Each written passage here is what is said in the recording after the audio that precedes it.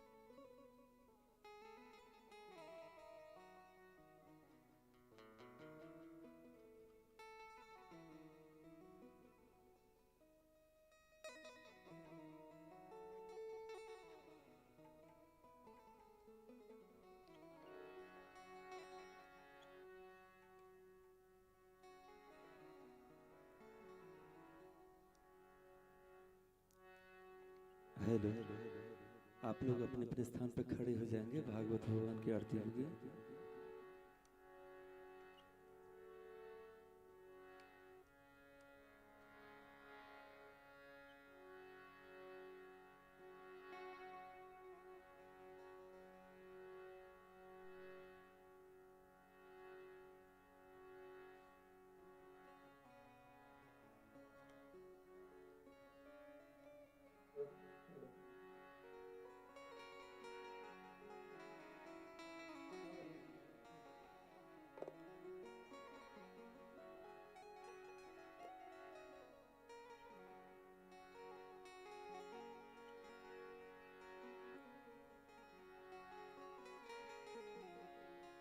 हरे ओम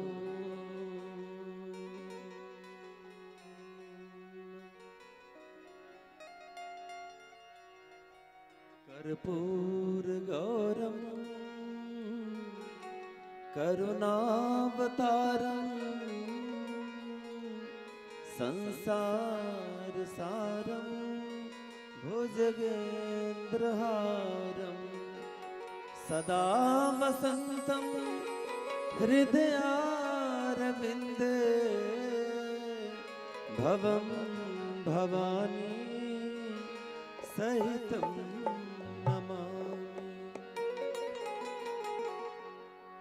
श्री भागवत भगवान की है आरती, पापियों को पाप से हटाती। श्री भागवत भगवान की आरती, पापियों को पाप से हटाती।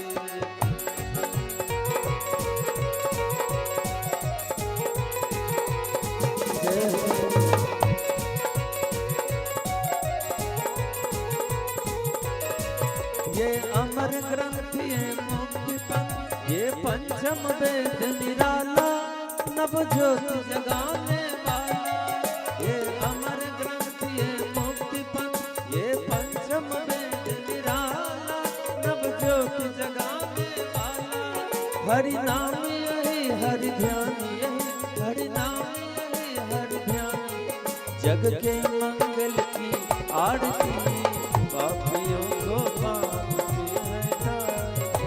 श्री भागवत भगवान की आरती, पापियों को पाप से हटाती।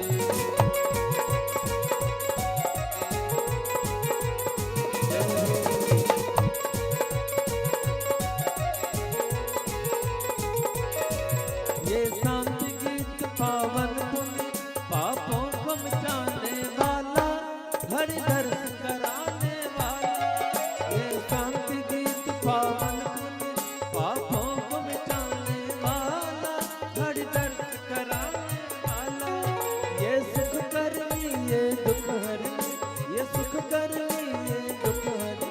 श्री मधुसूदन की आरती, पापियों को पाप से है तारती। श्री भागवत भगवान की आरती, पापियों को पाप से है तारती। जय हो।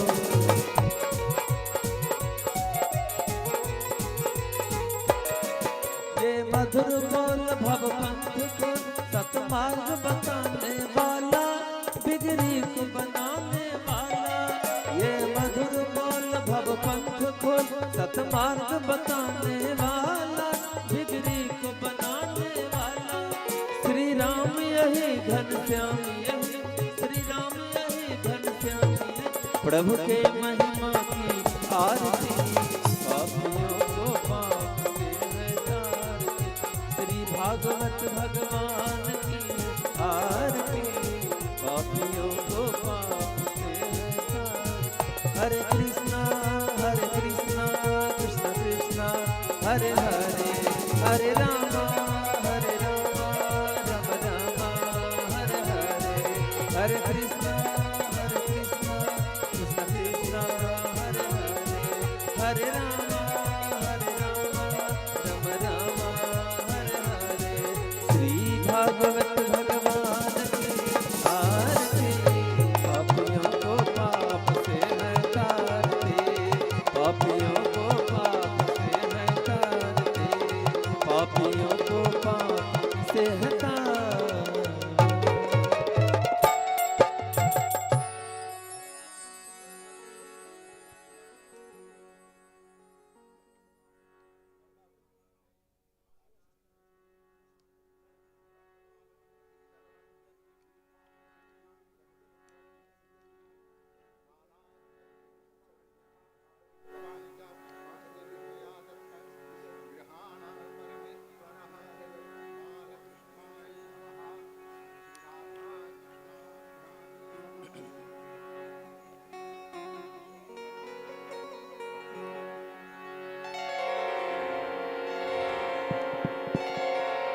बोलिए भागवत भगवान की, व्यासदेव भगवान की, श्री सुखदेव जी महाराज की। जय जय श्री राधे, हर हर महादेव।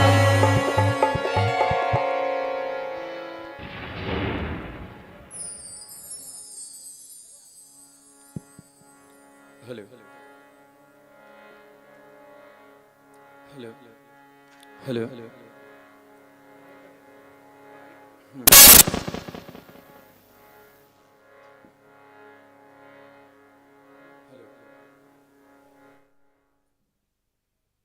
हेलो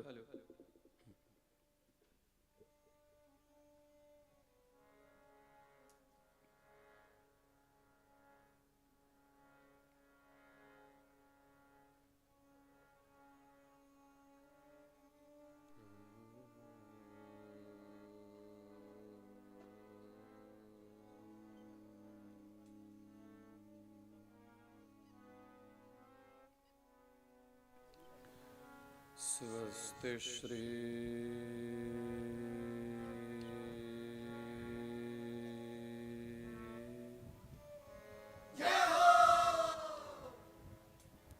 गणेशाय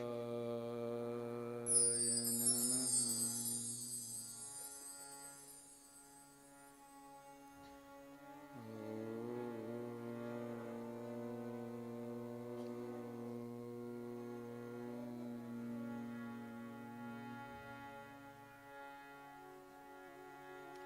स्वस्ति श्री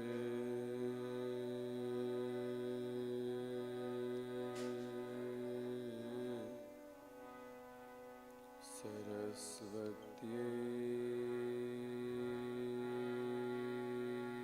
नमः।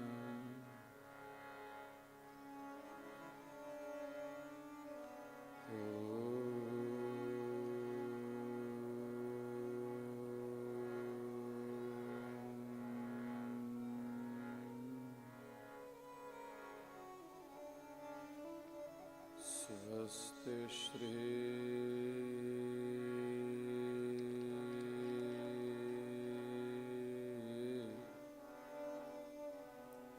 गुरुभ्यो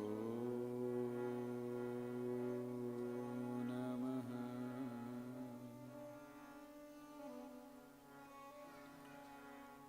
शुक्लाम्बरधरं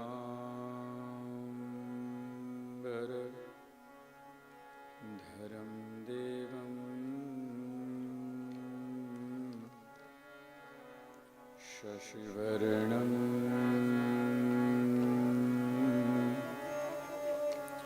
चतुर्भुजं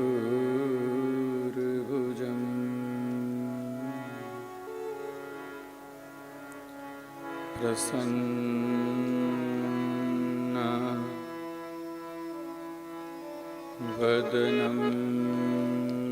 ध्यायेत् सर्वविघ्नोपशान्तये।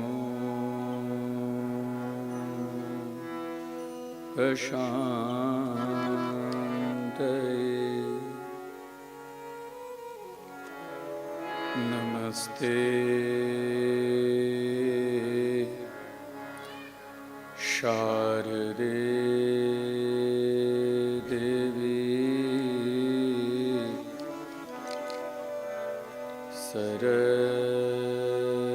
सरस्वती मते प्रदे वसत्वं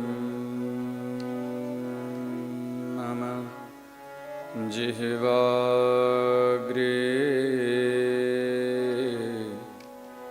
सर्वविद्या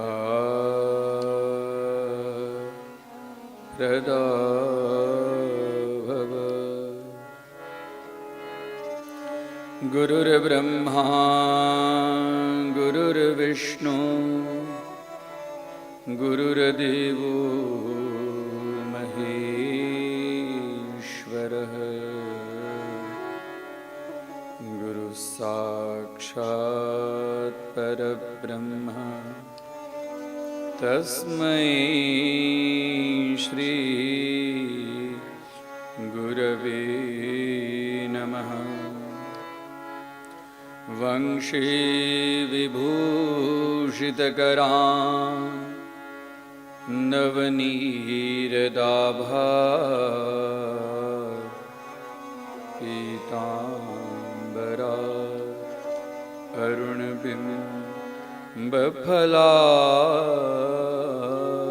अरुणबिम्बफलाधरोष्टा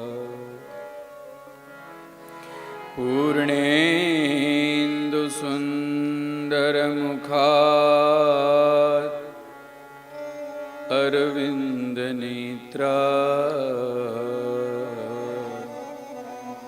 कृष्णात् परं किमपि त्वमहं न जाने।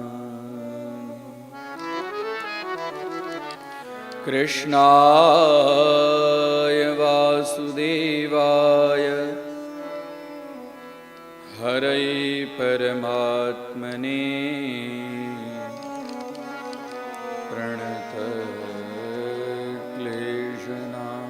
प्रणतक्लेशनाशाय गोविन्दाय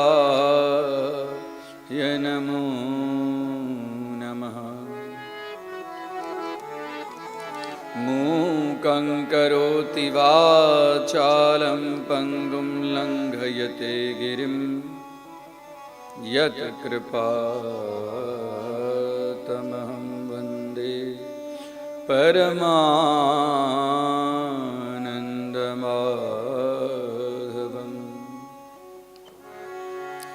सच्चिदानन्दरूपाय विश्वोत्पत्त्यादिहेतवे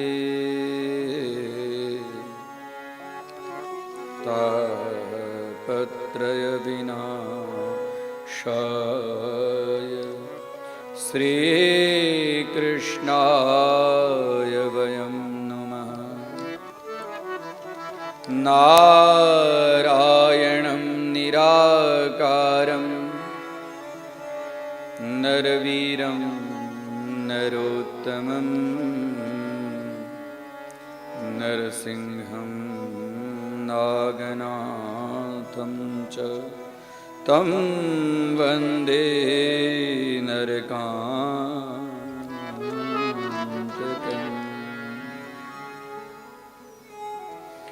ॐ नमो भगवते वासुदेवाय।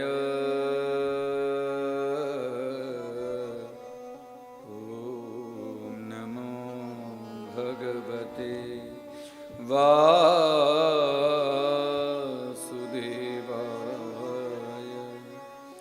ॐ नमो भगवते वासुदेवाय।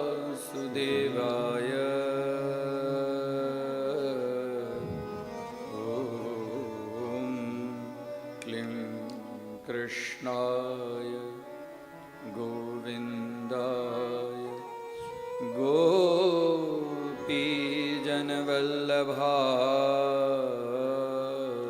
नमः।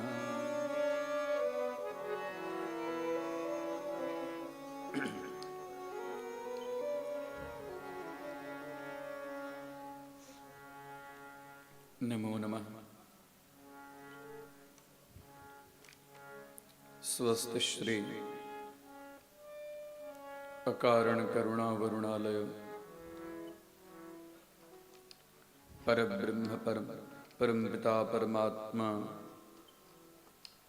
भगवान सर्वेश्वर संपूर्ण सृष्टि स्थिति लय कारण स्वरूपाः सत्वरजतमगण स्वरूपाः त्रिगुणातीतः सच्चिद आनंद स्वरूपः ताम कृपाकटाक्षस्वरूपेण ब्रह्मांडनिकाया निर्मित माया रोम रोम प्रतिवेद कहे इति सिद्धांतः सफलीकरणम् एवं समस्त जगतीतलस्य बीजस्वरूपः एवं ज्ञानप्रदायकः भगवन् श्री कृष्ण चरण कमले कोटि कोटि प्रणामः। एवं तेनेयं वाङ्मयी मूर्ति शब्दमूर्ति धरश्येते विष्णोरंशाः महात्मनाः शब्दमूर्तिस्वरूपा एवं ग्रंथस्वरूपः भगवन् तेजस्वरूपः श्रीमद्भागवत चरण कमले कोटि प्रणामः। अत्र समुपस्थितः प्रत्यक्षस्वरूपः भक्तगणाः एवं आनंदः नगरी स्वरूपा ये भक्तगणाः एवं मुख्य यजमान स्वरूपः अमित सन्ना महाभागाः एवं तस्य समस्त परिवारः भक्तगणाः मातृभगिन्यादि लघु लघु बालकाः श्रीमद्भागवत कथा जन्मांतरे भवेत् पुण्यं तदा भागवतं लभेत्। भाग्योदयेन बहुजन्म समर्जितेन यत्पुण्य एकत्रीकरणं भवति तदा जीवन्मध्ये श्रीमद्भागवत शास्त्रस्य श्रवणस्य अधिकारं प्राप्नुवन्ति। तां पूर्वं भगवतः स्तुतिं कृत्वा मधुराष्टकेन प्रारम्भयामि। भगवत कृष्णस्य सम्पूर्णस्वरूपः मधुरं मधुराधिपते अखिलं मधुरम्। तां स्तुतिं कृत्वा श्रीमद्भागवतस्य द्वितीयहनि कथां प्रारम्भयामि। मधुराष्टकम्।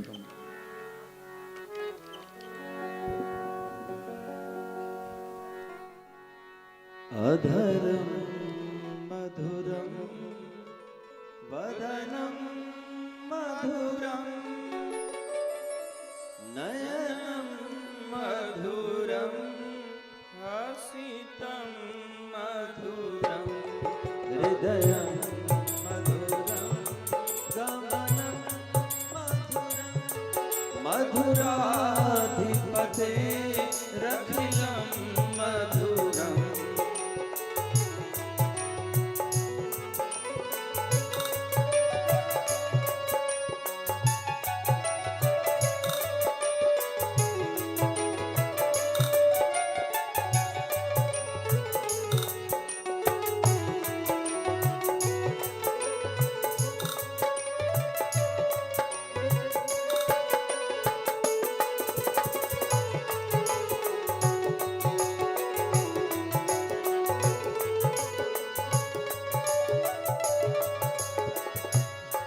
वचनं मधुरं चरितं मधुरं वचनं मधुरं चरितं मधुरं वचनं मधुरं फलितं मधुरं वचनं मधुरं फलितं मधुरं चलितं मधुरं भ्रमितं मधुरं चलितं मधुरं भ्रमितं मधुरं मधुराधिपते जटिलं मधुरं चलितं मधुरं भ्रमितं मधुरं मधुराधिपते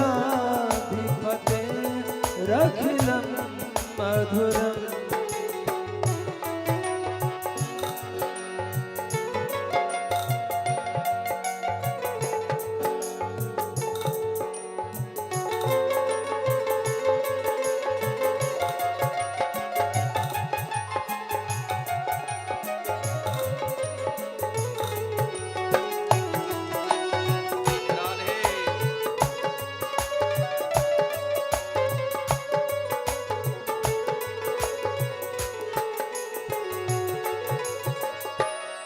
वेणुर मधुरो रेणुर मधुरा वेणुर मधुरो रेणुर मधुरा पाणिर मधुर पादो मधुरो पाणिर मधुर पादो मधुरो नृत्यं मधुरं सख्यं मधुरं नृत्यं मधुरं सख्यं मधुरं मधुराधिपते रखिलं मधुरं नृत्यं मधुरं सख्यं मधुरं मधुराधिपते रखिलं मधुरम्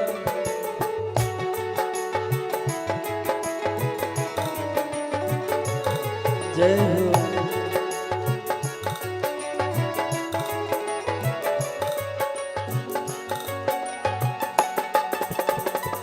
श्री राधे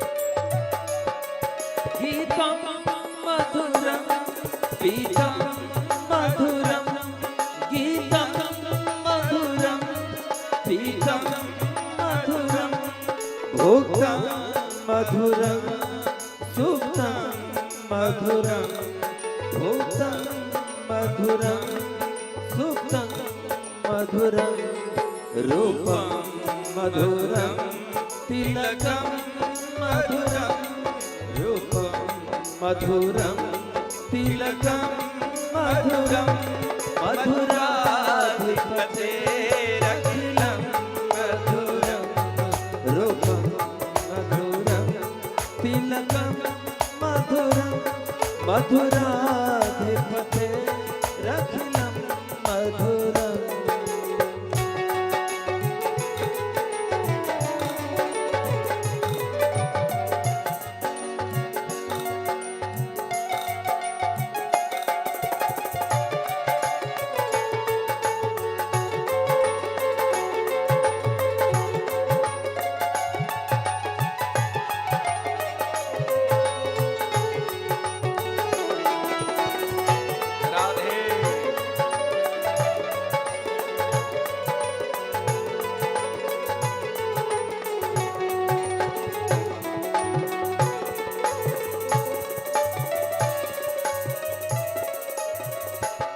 कर्णं मधुरं तरणं हरणं कर्णं मधुरं तरणं हरणं मधुरं रमणं रमणं मधुरं हरणं मधुरं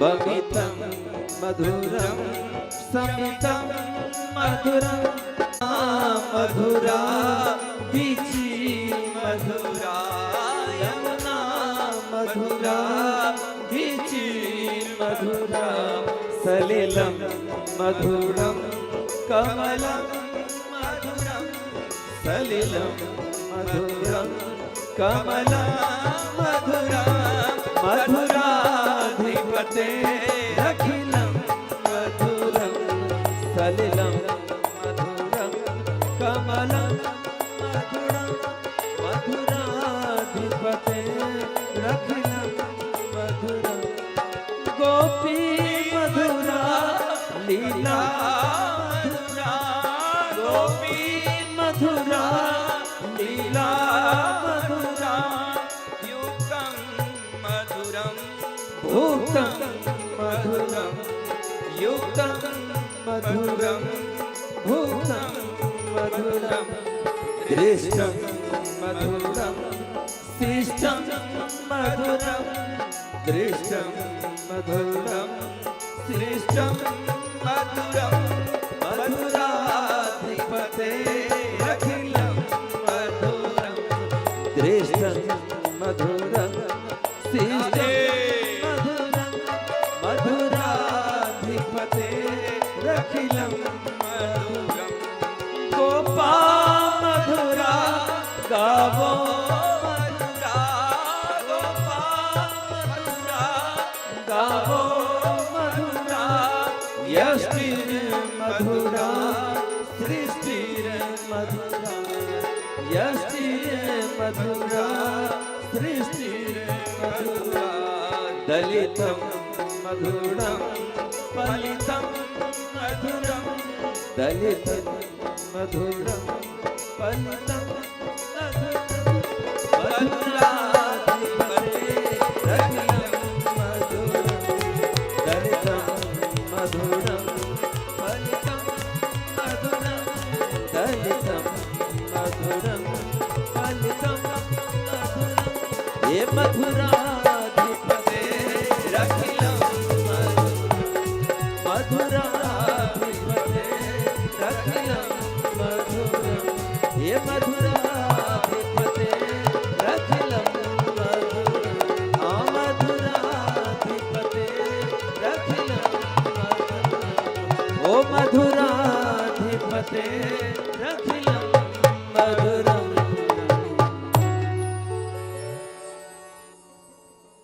कृष्ण कन्हैया लाल की जय द्वारिकाधीश की जय राधा वल्लभ भगवान की भागवत भगवान की आनंदेश्वर महादेव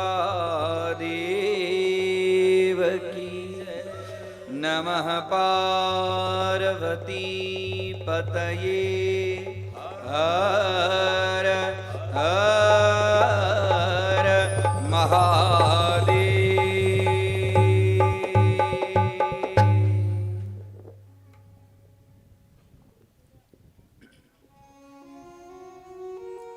जन्माद्यस्य यतोऽन्वयादितरतश्चार्थेष्वभिज्ञस्वराट्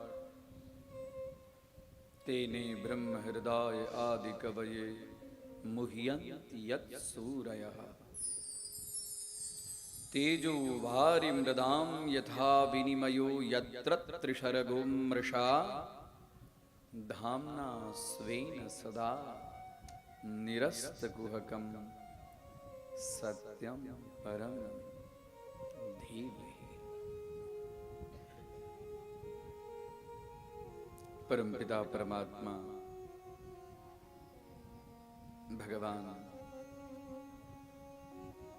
श्री कृष्ण की जिन दिव्य लीलाओं का वर्णन श्रीमद् भागवत के अंदर में बहुत विशद रूप से और जो समस्त पाप ताप को नष्ट करने में जो समर्थ हैं, ऐसे श्रीमद् भागवत कथा का आरंभ गत दिन आप लोगों ने देखा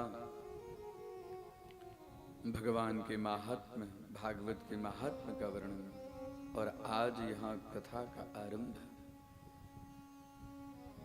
कथा का आरंभ हो चुका है। कथा क्या है इसके विषय में कल की कथा हुई कि भागवत क्या है। भागवत के लिए मुक्ति दानेन विरजति प्रेत पीड़ा विनाशिनी। श्रीमद् भागवत ग्रंथ के अंदर में कोई भी ऐसी कामना नहीं है जो कामना पूर्ण न हो। समस्त कामनाओं को पूर्ण करने के लिए, और दुनिया की जो कामनाएं हैं, देह गेह की जो कामनाएं हैं वो भौतिक कामनाएं हैं। वास्तव में जो कामना है वो भगवत भक्ति, भगवान के चरण पंकज पराग, उनके कृपा कटाक्ष की प्राप्ति जीव को हो जाए, उसके लिए है श्रीमद् भागवत।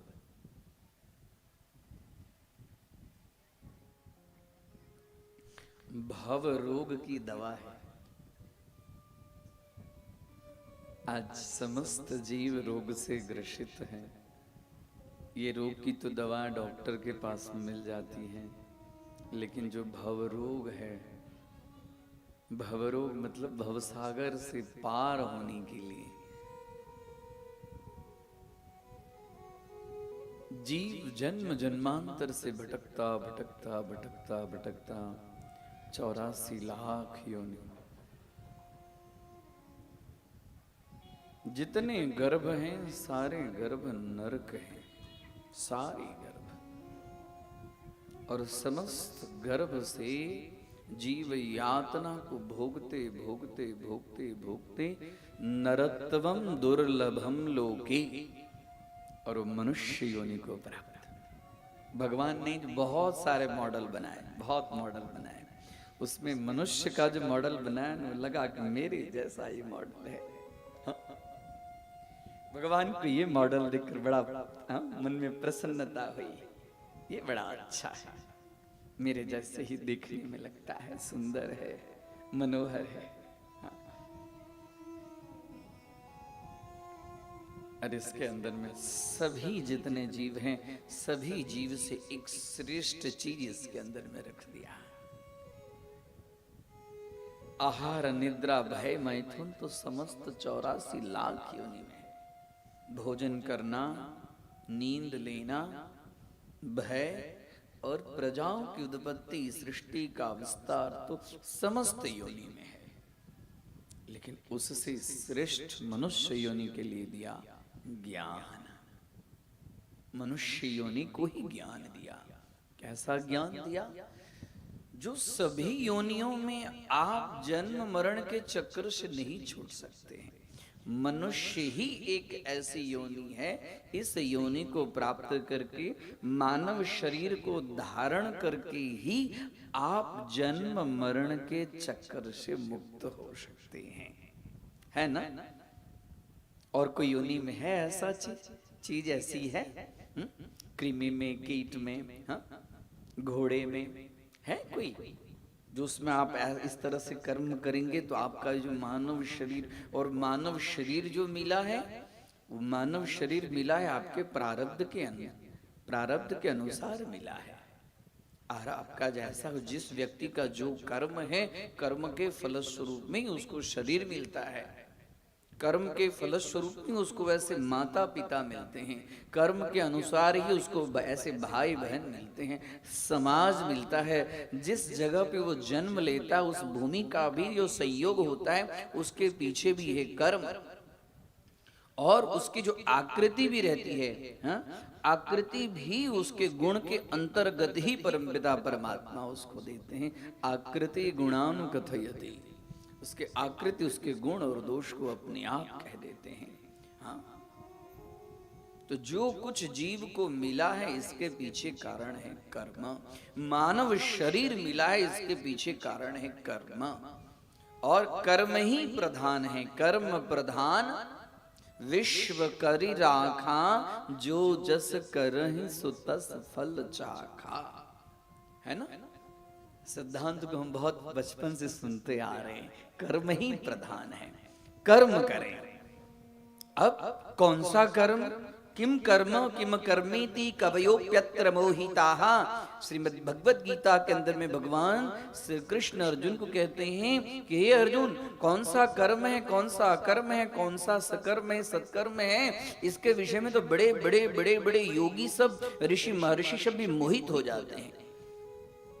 कभी कभी लगता है कि हमें बहुत अच्छा कर्म है, हाँ, इन्होंने भस्म लगाया है, बड़ी बड़ी मालाएं पहनी हैं, इनका तो बहुत श्रेष्ठ कर्म है। हाँ, कभी कभी कर्म को हम समझ नहीं पाते हैं। इसके लिए कर्मणो गहना कर्मणो गति, कर्म की जो गति है बहुत गहन है, बहुत गंभीर है, बहुत विचित्र है। कर्म की गति को सब नहीं समझ पाते हैं। कर्म की गति को समझने के लिए ज्ञान चाहिए, और जिस व्यक्ति में ज्ञान नहीं होता है वह शरीर धारण करने के बाद भी पशुवत ही है। ज्ञानेन हीनः पशुभिः समाना, ज्ञान से जो हीन है, लगता तो है मनुष्य के जैसा, लेकिन है वह पशुवत। ज्ञान कैसे मिलेगा? ज्ञान तो एक जेब कतरने वाले के पास में भी ज्ञान होता है, जेब कतरने का होता है ना ज्ञान की परिभाषा बड़ी श्रेष्ठ परिभाषा है। श्रीमद् भगवत गीता के अंदर में लिखते हैं कि ज्ञान किसको कहते हैं? ज्ञान शब्द ज्ञान अवबोधने, अवबोधनम ज्ञातुम इच्छा, ज्ञातुम अपने आप को जानने की जो इच्छा है। हम कौन हैं, हम कहां से आए हैं, हमारा स्वरूप कहां है, हमारा घर कहां है वास्तव में। ज्ञान अवबोधनी, अपने आप को जानने की क्रिया का नाम है ज्ञान।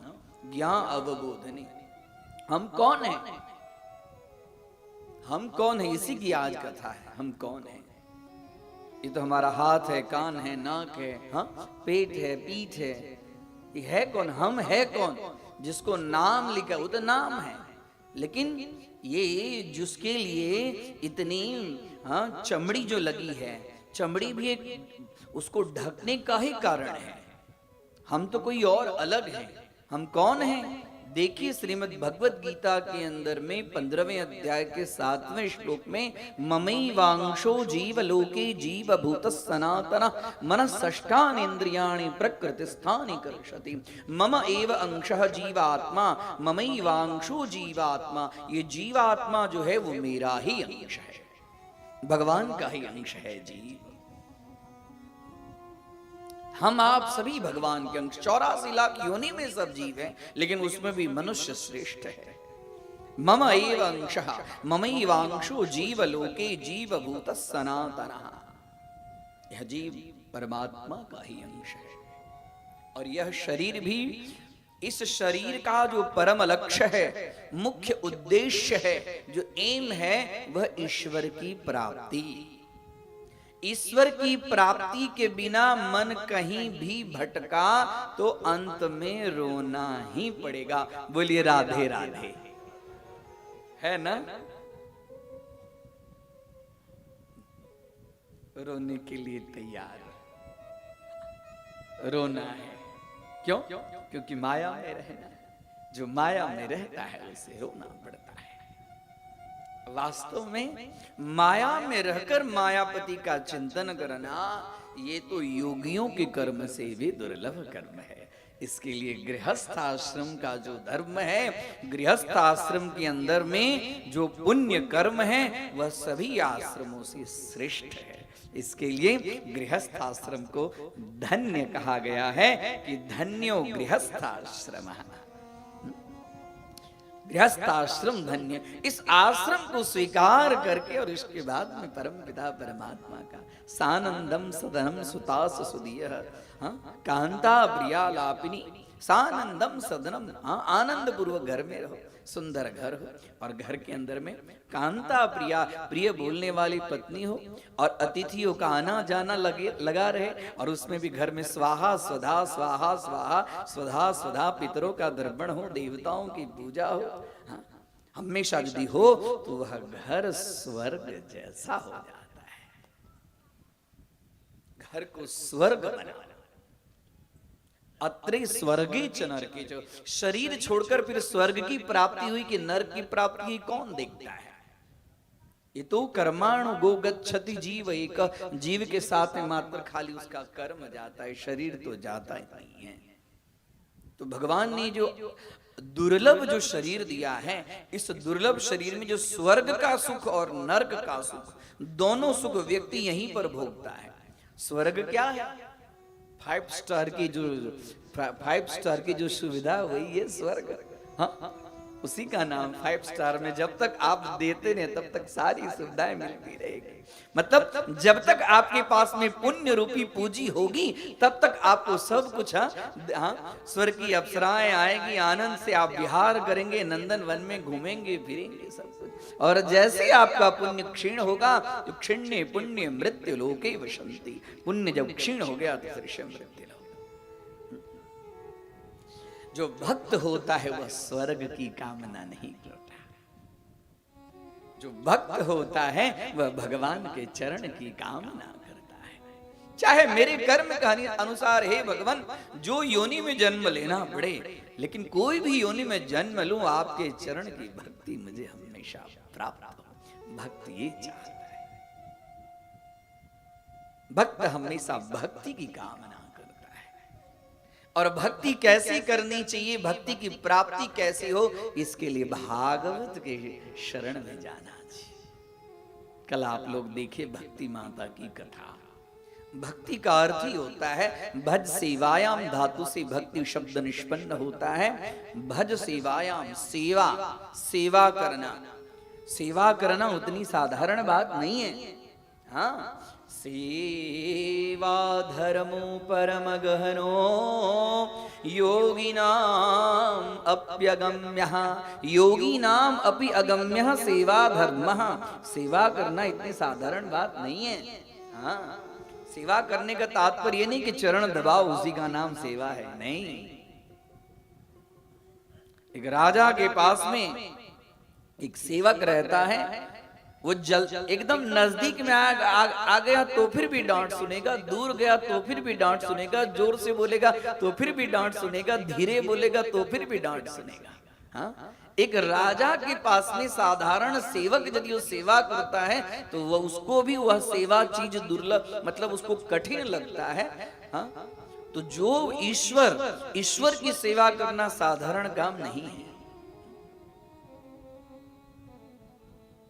हम ईश्वर की सेवा करते हैं, ईश्वर में मन लगाओ, भागवत का उपदेश है। ईश्वर में मन लगाओ, घर में सुंदर एक मंदिर बनाओ, मंदिर सुंदर हो, स्वच्छ हो। हम अपने लिए बहुत सुंदर अपना बेडरूम कितना सुंदर सजाते हैं, भगवान के मंदिर को सजाओ। भगवान के मंदिर को सजाएंगे घर स्वर्ग हो जाएगा, घर में स्वर्ग जैसा सुख होगा। हम अपने लिए भोजन कितना सुंदर बनाते और भगवान को तो सीधा दूध और केला भोग लगा देते। ऐसा नहीं करना चाहिए। भगवान के लिए सुंदर भोग लगाओ, अनेक प्रकार के व्यंजनों को भगवान के चरणों में अर्पित करो। भगवान जब प्रसन्न होंगे तो सारा दुख दूर हो जाएगा।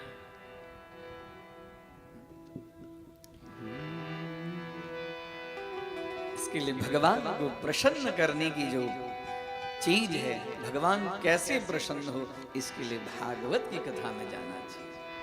प्राणी अपने प्रभु से पूछे, किस विधि पाऊं तो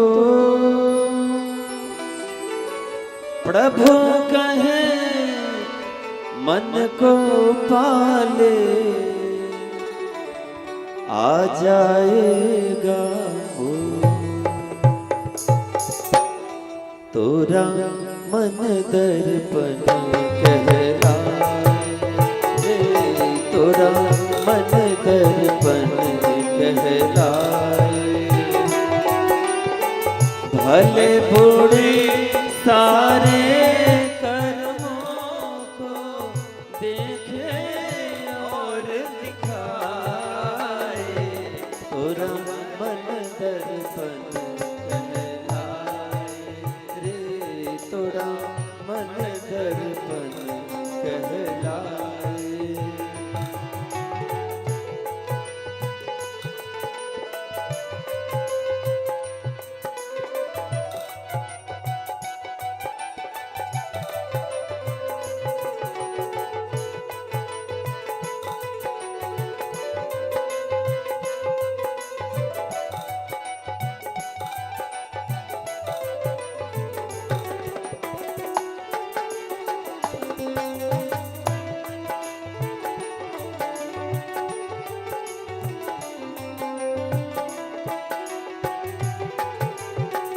मन ही देवता मन ही ईश्वर, मन से बयान को। मन ही देवता मन ही ईश्वर, मन से बयान को। मन उजियारा जब जब फैले, जग उजियारा हो। इस उजले दर्पण पर प्राणी, इस उजले दर्पण पर प्राणी, धूल न जमने पाए। तोरा मन दर्पण कहलाए रे, तोरा मन दर्पण कहलाए।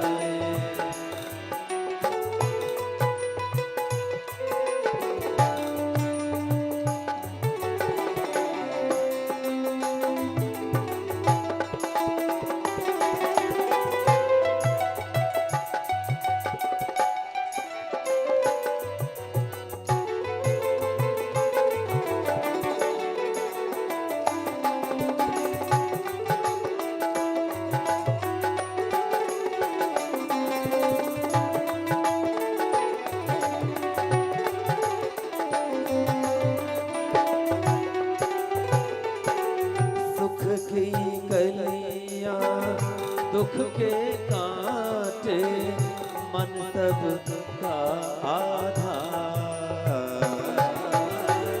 सुख की कलियां दुख के कांटे, मन सब का आधार। मन से कोई बात छुपे ना, मन के नैन हजार। जग से चाहे भाग ले कोई, जग से चाहे भाग ले कोई, मन से भाग न पाए। तोरा मन दर्पण कहलाए, तोरा मन दर्पण कहलाए।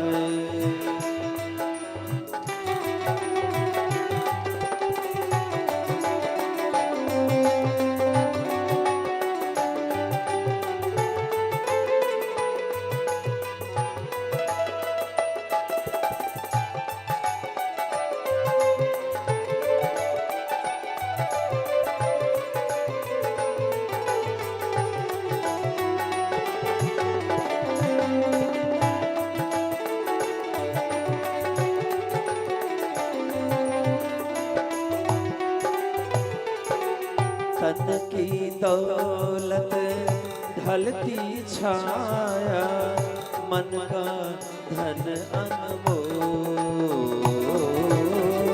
तन की दौलत ढलती छाया, मन का धन अनमोल। तन के कारण मन के धन को मिट्टी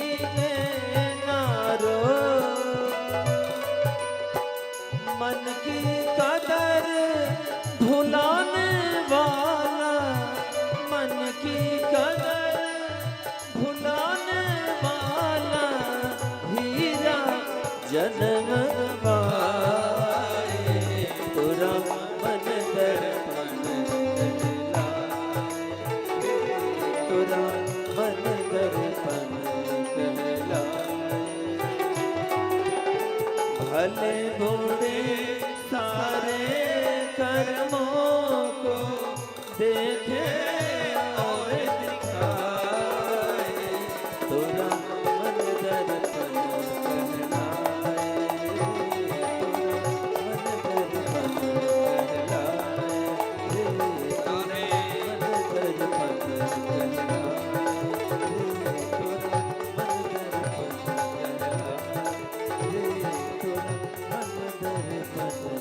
कहला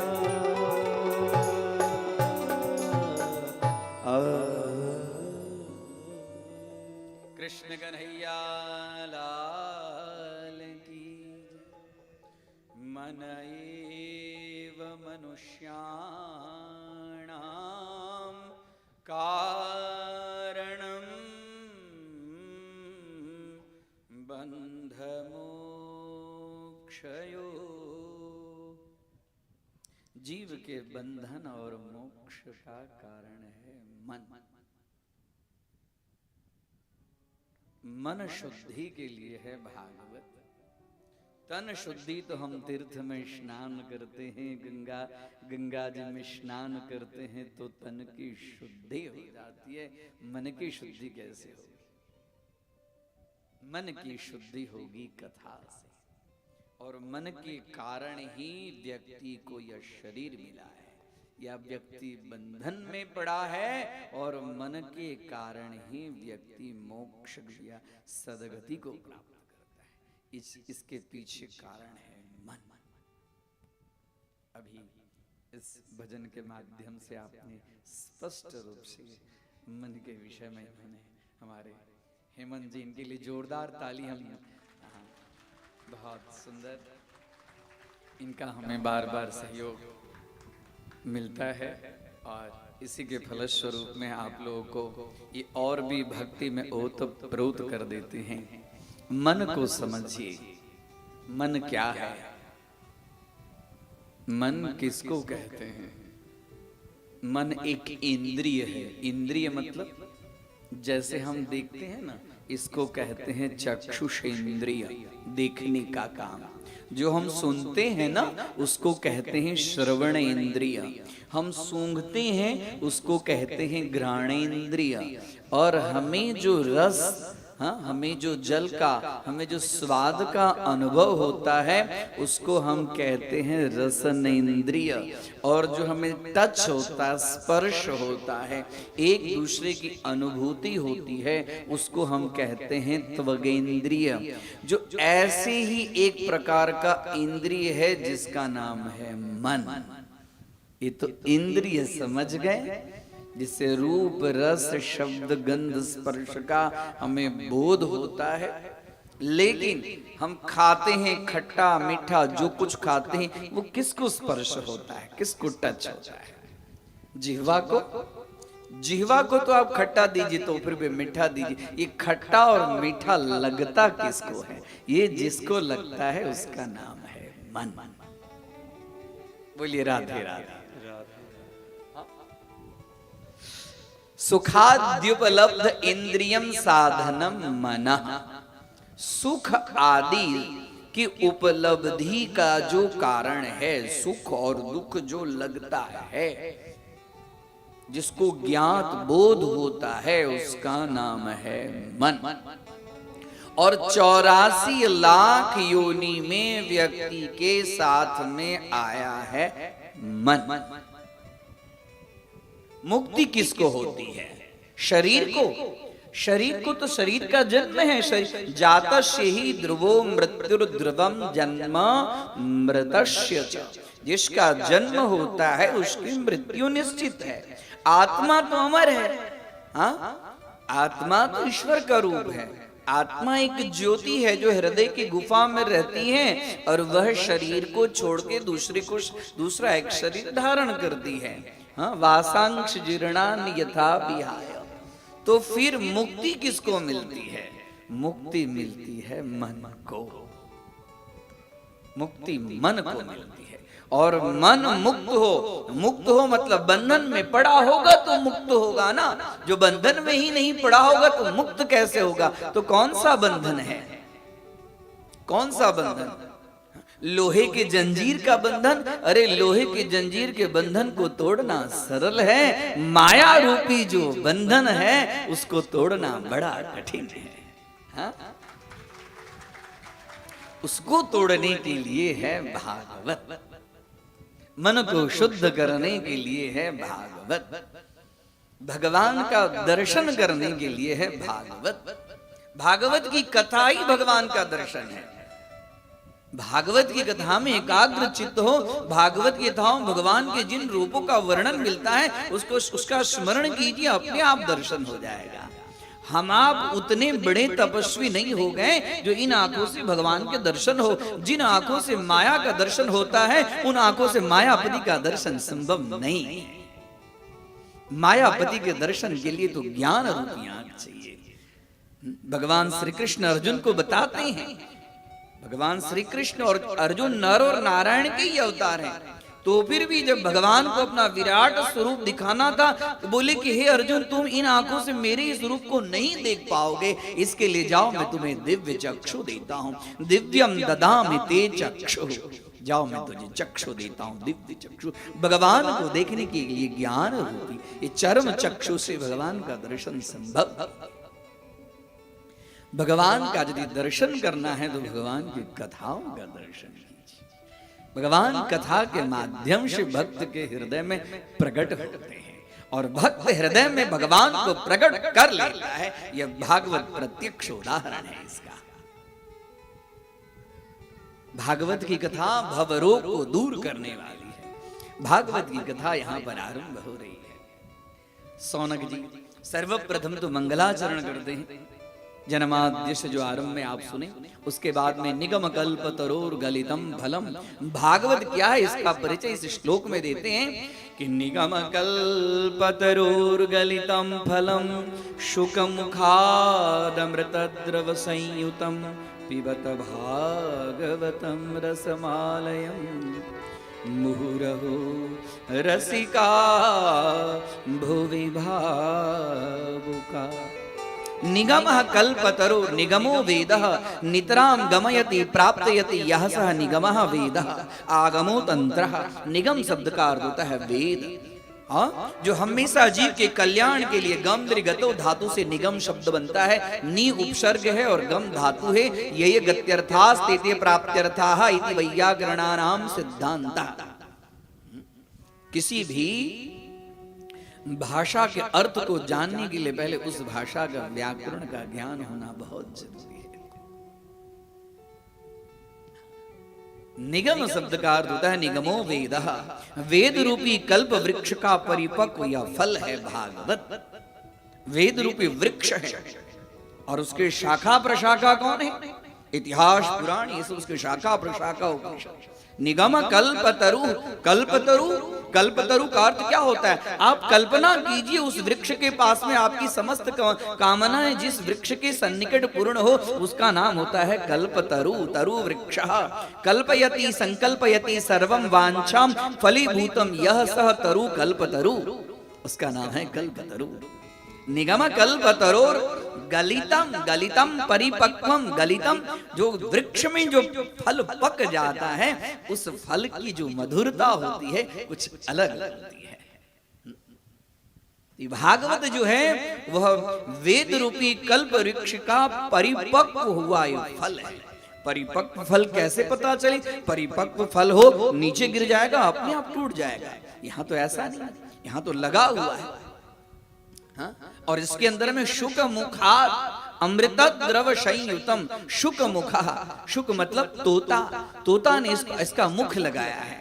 तोता जिस फल को मुख लगाता है वह फल स्वतः मीठा ही रहता है, तभी तोता उसको मुख लगाता है। तो जिसके अंदर में सुखदेव जी ने जिस कथा को क्या है जो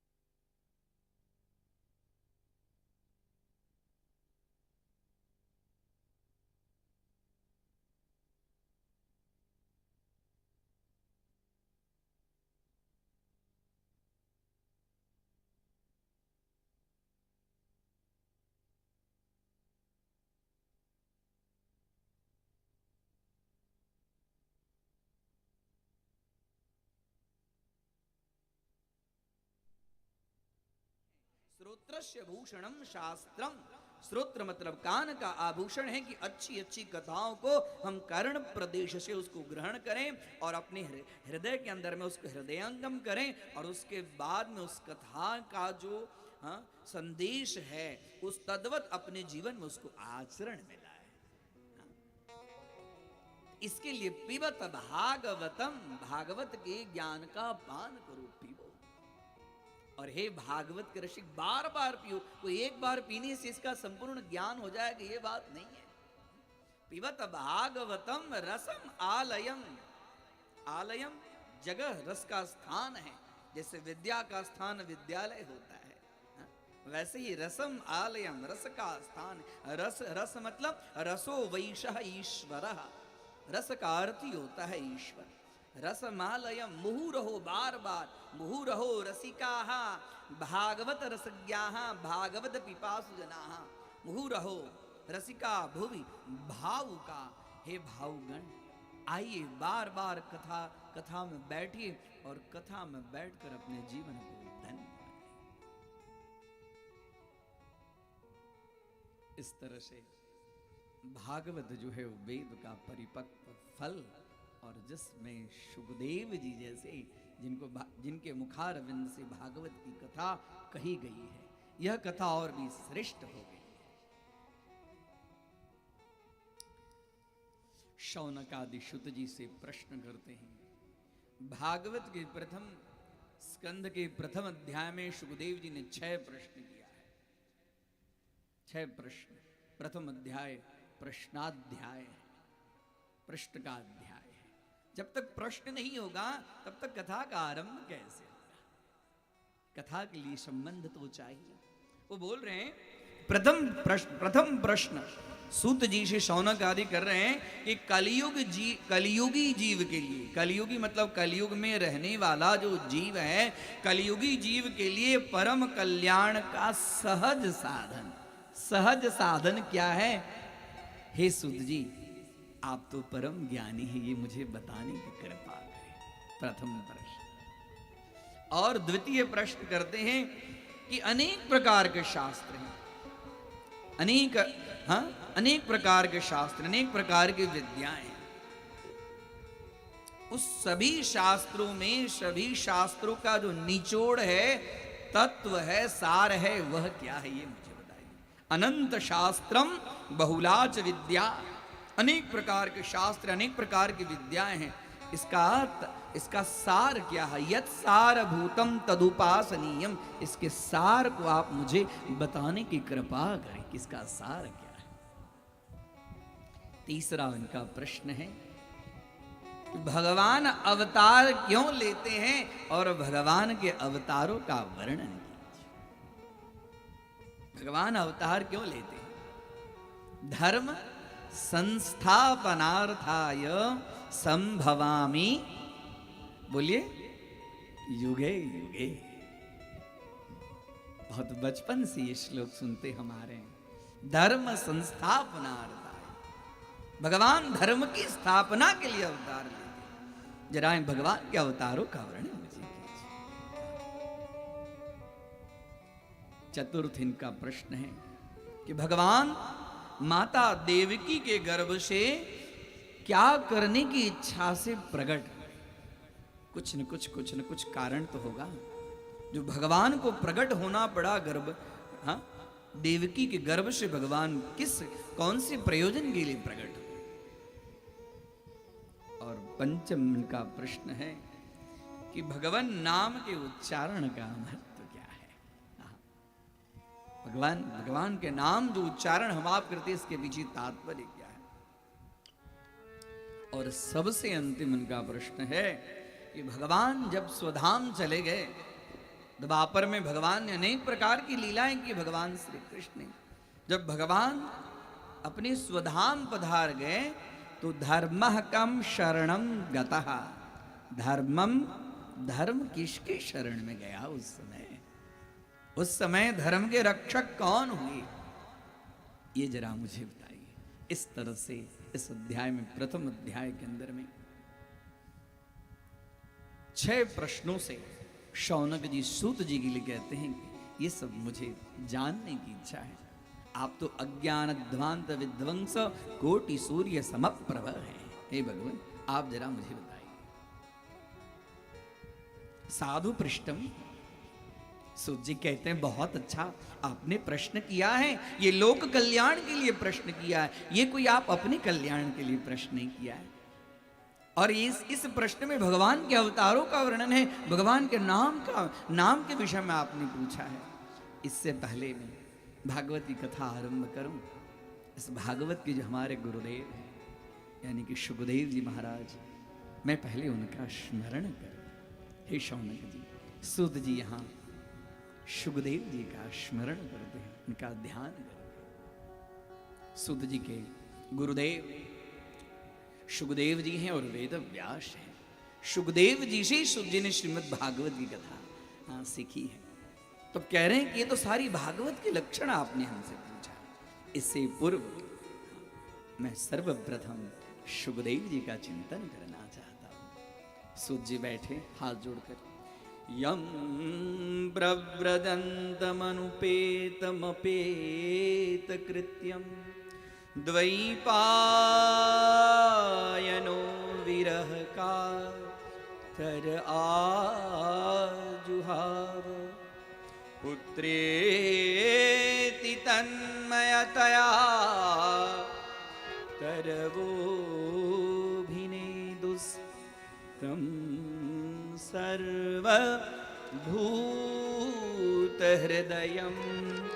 मुनिमानतोऽस्मि। सूत जी ने शुकदेव जी का ध्यान किया। शुकदेव जी कैसे हैं कि यम प्रव्रजंत मनुपेत मपेत कृत्यम, मां के गर्भ से जन्म लिए, 16 वर्ष तक गर्भ में थे। 16 वर्ष के बाद में जैसे गर्भ में गर्भ परिव्राजक है, सन्यासी है ये, जैसे बाहर निकले, पिताजी ने उनका यज्ञोपवीत संस्कार भी नहीं किया, नालद छेदन भी पूरा अच्छे ढंग से हुआ नहीं। बाहर निकले और निकलते ही ब्रह्म चिंतन के लिए। यम प्रव्रजन्तमनुपेतमपेत कृत्यम द्वैपायनो व्यासः विरह कातर आजुहाव। हे पुत्र रुक जाओ, हे पुत्र रुक जाओ। उनके पिताजी कह रहे रुक जाओ, ठहर जाओ। शुकदेव जी के मन में था कि मैं तो गर्भ में भगवान का एकदम स्मरण चिंतन करता था, मैं गर्भ में बाहर निकला वो भगवान कहाँ मुझे दिखाई पड़ते हैं। जैसे बाहर निकले, प्रकृति में निकलते ही भगवान के स्मरण के लिए चल पड़े। और उनके पीछे पीछे उनके पिताजी, द्वैपायनो विरह कातर आजुहाव, पुत्र के विरह से कातर होते रुको, हा पुत्र शुक तिष्ठ तिष्ठ।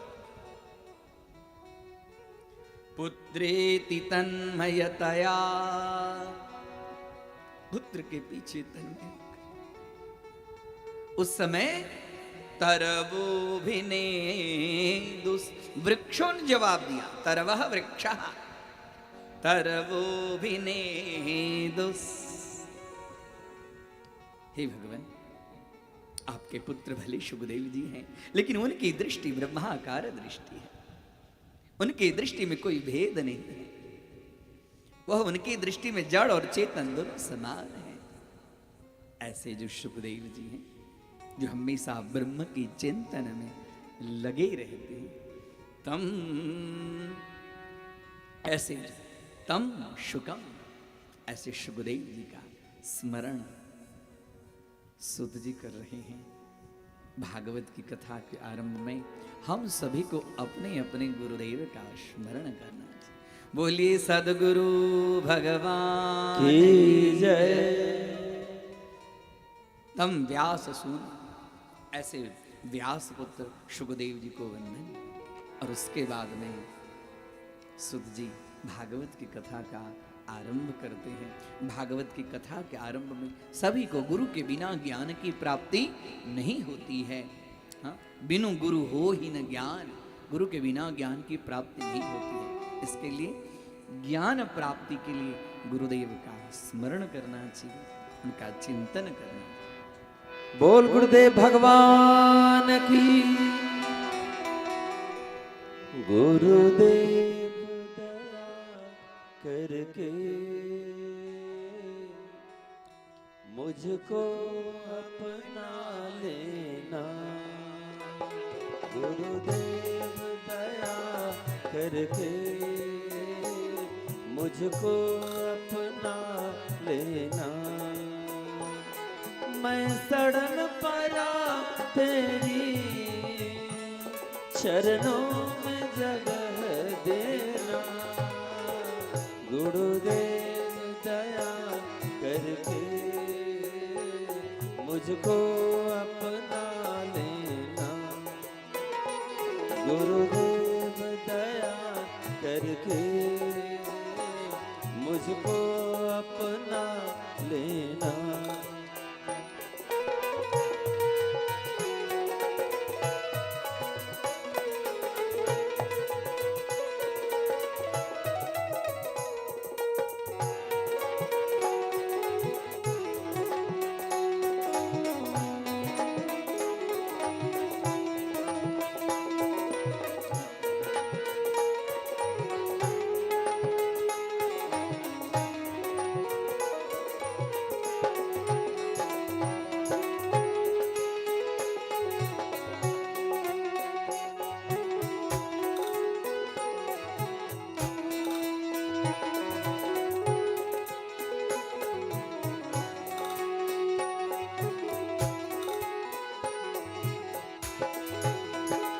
करुणा निधि नाम तेरा, करुणा कर दिखलाना। करुणा निधि नाम तेरा, करुणा कर दिखलाना। सोए हुए भाग्यों को हे नाथ जगा देना। मेरी नाम भंवर डोले इसे पार लगा देना। गुरुदेव गाइए। करके मुझको अपना लेना। गुरुदेव दया करके मुझको अपना लेना।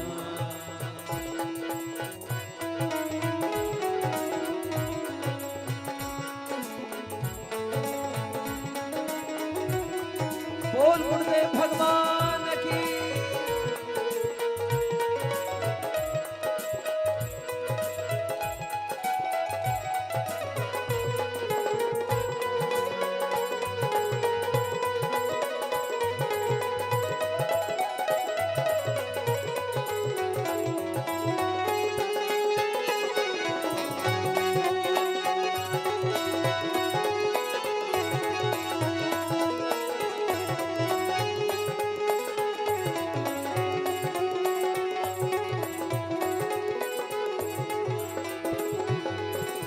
तुम सुख के सागर हो,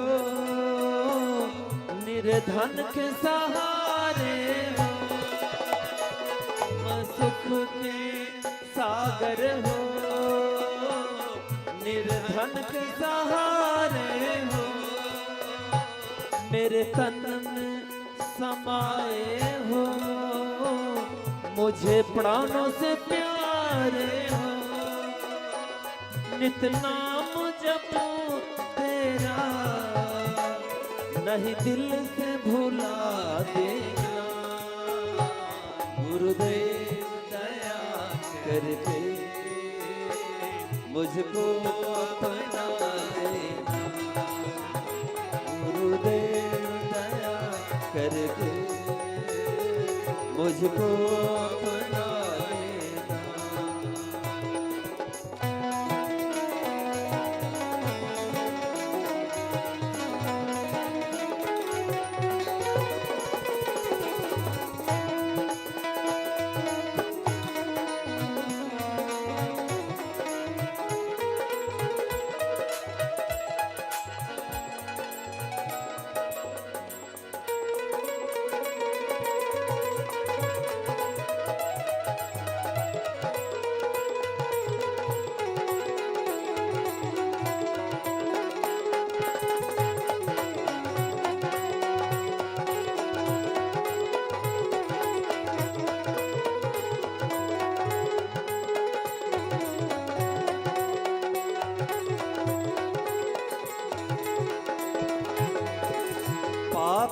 हूँ या कपटी हूँ, जैसा हो तुम्हारा हूँ। पापी हूँ या कपटी हूँ, जैसा हो तुम्हारा हूँ। नहीं नाथ भुलाना मुझे, इस जग में अकेला हूँ। तेरे दर का भिखारी हूँ, मेरे दोस्त भुला देना।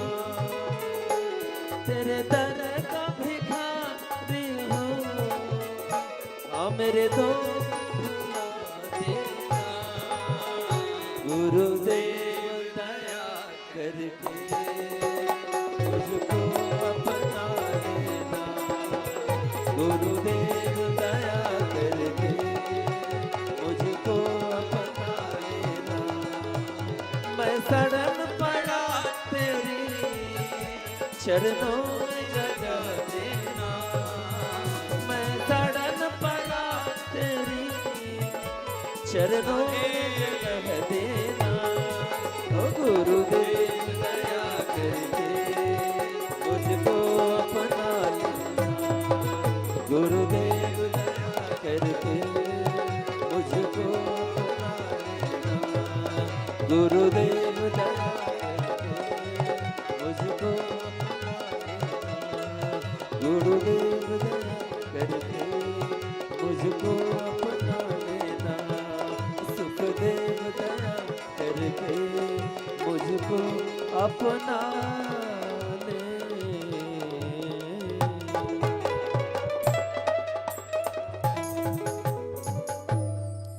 सद्गुरु भगवान की जय। गुरुर्ब्रह्मा गुरुर्विष्णु गुरुर्देवो महेश्वरा। गुरु साक्षात् परब्रह्मा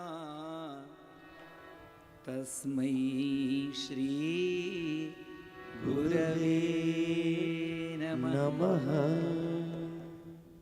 गुरु की कथा करनी चाहिए, गुरु के मंत्र का जाप करना चाहिए, गुरु का स्मरण करना चाहिए, गुरु का ध्यान करना चाहिए।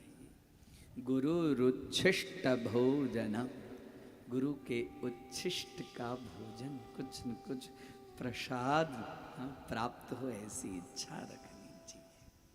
गुरु के उच्छिष्ट भोजन करने मात्र से इस जन्म के सारे पाप नष्ट हो जाते। मैं बड़ा भाग्यशाली हूँ, यह सब कुछ मुझे बाल्यावस्था से प्राप्त हुआ। यह सब जो आप सुन रहे हैं हमारे ऊपर में भी गुरुदेव की बड़ी कृपा है। 13 वर्ष की अवस्था में उन्होंने मुझे दीक्षा दिया। 13 वर्ष का बच्चा दीक्षा क्या होता है, मंत्र जाप क्या होता है, क्या जानेगा।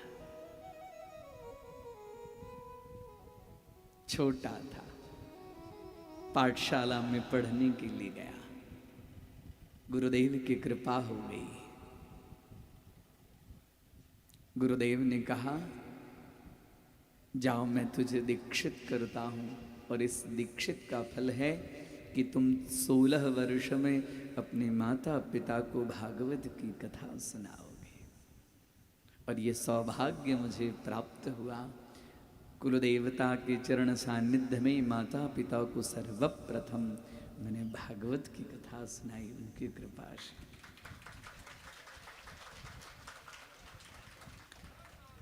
16 वर्ष की अवस्था बच्चे को खेलने कूदने की होती है। गुरु की कृपा होता, गुरु की कृपा जब होती है तो शिष्य का परम मंगल होता है। गुरु कृपा ही केवलम शिष्य परम मंगलम। गुरु की कृपा से हमारे गुरुदेव कहते थे कौन कितना पढ़ेगा, कौन कितना पढ़ाएगा, कौन कितना याद रखेगा, और जब समय आएगा तो कौन कितना व्यक्त करेगा। साधना कर साधना, हाँ साधना कर। साधना की जो शक्ति तेरे में होगी तो स्वतः तेरे जिह्वा पे सरस्वती माँ निवास करेगी। गुरु की कृपा के बिना शिष्य का मंगल नहीं होता। जीवन में गुरु करना चाहिए। हाँ, गुरु के बिना गति नहीं होती है। गति अर्थात प्राप्ति, ईश्वर की प्राप्ति। ईश्वर की प्राप्ति के लिए गुरु का चरण सानिध्य चाहिए। सर्वप्रथम तो बच्चे के लिए माँ ही सबसे बड़ी गुरु होती है। इसके लिए मातृ देवो भव, mother is a first teacher. हाँ, माँ बच्चे के लिए प्रथम गुरु माँ ही होती है। और उसके बाद में पिता, और उसके बाद में आचार्य। बच्चे को शिक्षा संपन्न बनाने के लिए पहले हम में शुद्ध आचरण हो, और वो शुद्ध आचरण गुरु की कृपा से होता है। गुरु की कृपा नहीं हो तो जीव शुद्ध आचरण नहीं करता है। बच्चों के सामने शुद्ध आचरण करना चाहिए। जीवन में बच्चे सुधर गए तो सारा जीवन सफल हो गया। बहुत कमाए, गाड़ी बंगला सब कुछ हो गया, बच्चे के पास में संस्कार नहीं आया, वो सारा गाड़ी बंगला दुनियादारी कोई काम का नहीं है। हमारे गुरुदेव कहते थे कि पूत कपूत तुका धन संचय और पूत सपूत तुका धन संचय। हाँ, पूत कपूत है तो धन संचय करने से क्या लाभ? वह धन का कुछ उपयोग नहीं करेगा, नाश कर देगा। और पूत सपूत तो क्या का धन संचय। पूत यदि सपूत हो गया तो उसके लिए भी धन संचय करने की जरूरत नहीं, वो सपूत है, संचय अपने आप कर लेगा। पुत्र शब्द का अर्थ ही होता है कि पुंनाम नरकात त्रायते यस्मात् यह सह पुत्रः। जो माता पिता के पुम नाम के नरक से 26 प्रकार के नरक हैं। 26 प्रकार के नरक में एक पुम नाम का नरक है। उस पुम नाम के नरक से जो तार दे उसका नाम है पुत्र। पुत्र के लिए सतत प्रयत्नशील होना चाहिए। शास्त्र में पुत्र प्राप्ति के लिए बहुत विधान है। दिग जीवितम प्रजाम बिना। आज के लोग बड़े बुद्धि चातुर्य हो गए हैं। वह कन्या और पुत्र में कोई भेद नहीं रखते, लेकिन शास्त्र में भेद है। शास्त्र में पुत्र के लिए है। हाँ, पुत्र से वंश की वृद्धि होती है, पुत्र से पितरों की सदगति होती है, पुत्र से वंश का उद्धार होता है। इसके लिए पुत्र प्राप्ति के लिए प्रयत्नशील रहना चाहिए। श्रीमद् भागवत की कथा पुत्र प्राप्ति के लिए कथा है। बोलिए राधे राधे। हमारे ऋषि मुनि सब पुत्र की प्राप्ति के लिए बहुत यज्ञ करते थे, कर्म करते थे। ऐसे नहीं, पुत्र प्राप्ति के लिए योग करते थे। और योग से जो पुत्र प्राप्त होता था वह श्रेष्ठ पुत्र, हाँ, या तो दानवीर होता था, शूरवीर होता था, प्रजापालक होता था, परोपकारी होता था। पुत्र की प्राप्ति के लिए प्रयत्न करना चाहिए। श्रीमद् भागवत के अंदर में गुरुदेव का स्मरण सुत जी कर रहे हैं। अब उसके बाद में भागवत की कथा का वर्णन। ये भागवत ऐसा कौन सा समय था जिस समय में महर्षि वेद व्यास को भागवत की रचना करने का अवसर आया। एक दिन अपने शम्याप्रास सरस्वती नदी के तट पर, हाँ, व्यास जी के आश्रम का नाम है शम्याप्रास आश्रम। व्यास जी बैठे थे, बैठे तो थे, उनका मन प्रसन्न नहीं था। सब कुछ उन्होंने, भगवान की 24 अवतार में से एक अवतार है, लेकिन मन प्रसन्न नहीं था। कभी कभी हमको आपको भी अकारण मन जो है खिन्न मनस्क हो जाता है। हाँ, जब वेद व्यास को हुआ, जो ज्ञान के दीपक नींव प्रदीप हैं, उनको जब हुआ तो हमको आपको होगा, उसमें कौन सी बड़ी बात। वेद व्यास का मन खिन्न मनस्क था। इतने में आकाश मार्ग से नारद जी आए। नारद जी बोले, हे भगवान, कथम ब्रह्मन दिन मुख कुतस चिंतातुरो भवान। आप चिंतातुर क्यों हैं? आपकी ऐसी दशा क्यों है, ये बताइए। बोले, मुझे भी मालूम नहीं। मैंने तो शास्त्र विहित बहुत सारे पुराणों की रचना कर दी, 1,00,000 श्लोक से इतिहास की रचना, महाभारत की रचना कर दी, लेकिन तो फिर भी मेरा मन पता नहीं क्यों अशांत है। बोले आपने सब रचना किया, आपने भगवान के बाल लीलाओं का वर्णन किया, आपने भगवान श्री कृष्ण के बाल लीला का वर्णन किया। बोले नहीं, ये तो मैंने नहीं किया। शास्त्र में बहुत सारे विधियों का विधान तो मैंने लिख दिया, लेकिन अभी तक मैंने भगवान के बाल लीला का वर्णन नहीं किया। बोले देखिए, भगवान के बाल लीला का वर्णन कीजिए। भगवान की बाल लीला मधुर मधुर लीलाएं हैं। इस लीला से सारे शोक नष्ट हो जाते। तापत्रय विनाशाय श्री कृष्णाय वयम नुमः। भगवान श्री कृष्ण के स्मरण करने से समस्त पाप और ताप, सब क्लेश दुख नष्ट हो जाते हैं। बोले ऐसी एक बार जब ब्रह्मा जी का मन खिन्न था तो नारायण के पास में गए और नारायण ने उन्हें चतुश्लोकी भागवत का उपदेश दिया। और ब्रह्मा जी ने उनके जो पुत्र सनक सनंदन सनातन सनत कुमार, उनको चतुश्लोकी भागवत का उपदेश दिया। और वो सनकाद ऋषि मुझे दिए। मेरी इच्छा है कि आप ये चतुश्लोकी भागवत से भागवत शास्त्र की आप रचना कीजिए। जैसे भागवत शास्त्र की बात कही, भगवान के बाल लीलाओं का वर्णन जैसे नारद जी ने कहा, वेद व्यास का मन एकदम प्रसन्न हो गया। भागवत आनंददायक ग्रंथ है, भागवत ज्ञानदायक ग्रंथ है।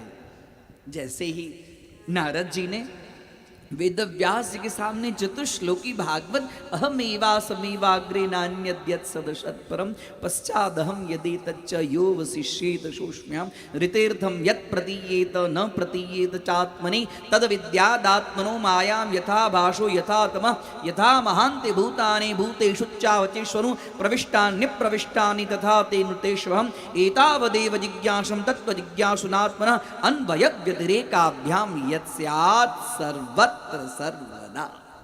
यह है चतुश्लोकी भागवत, 4 श्लोकों का भागवत। इसी चतुश्लोकी भागवत से वेद व्यास ने 18,000 श्लोक की रचना करके इस ग्रंथ को एक सुंदर ग्रंथ बनाया।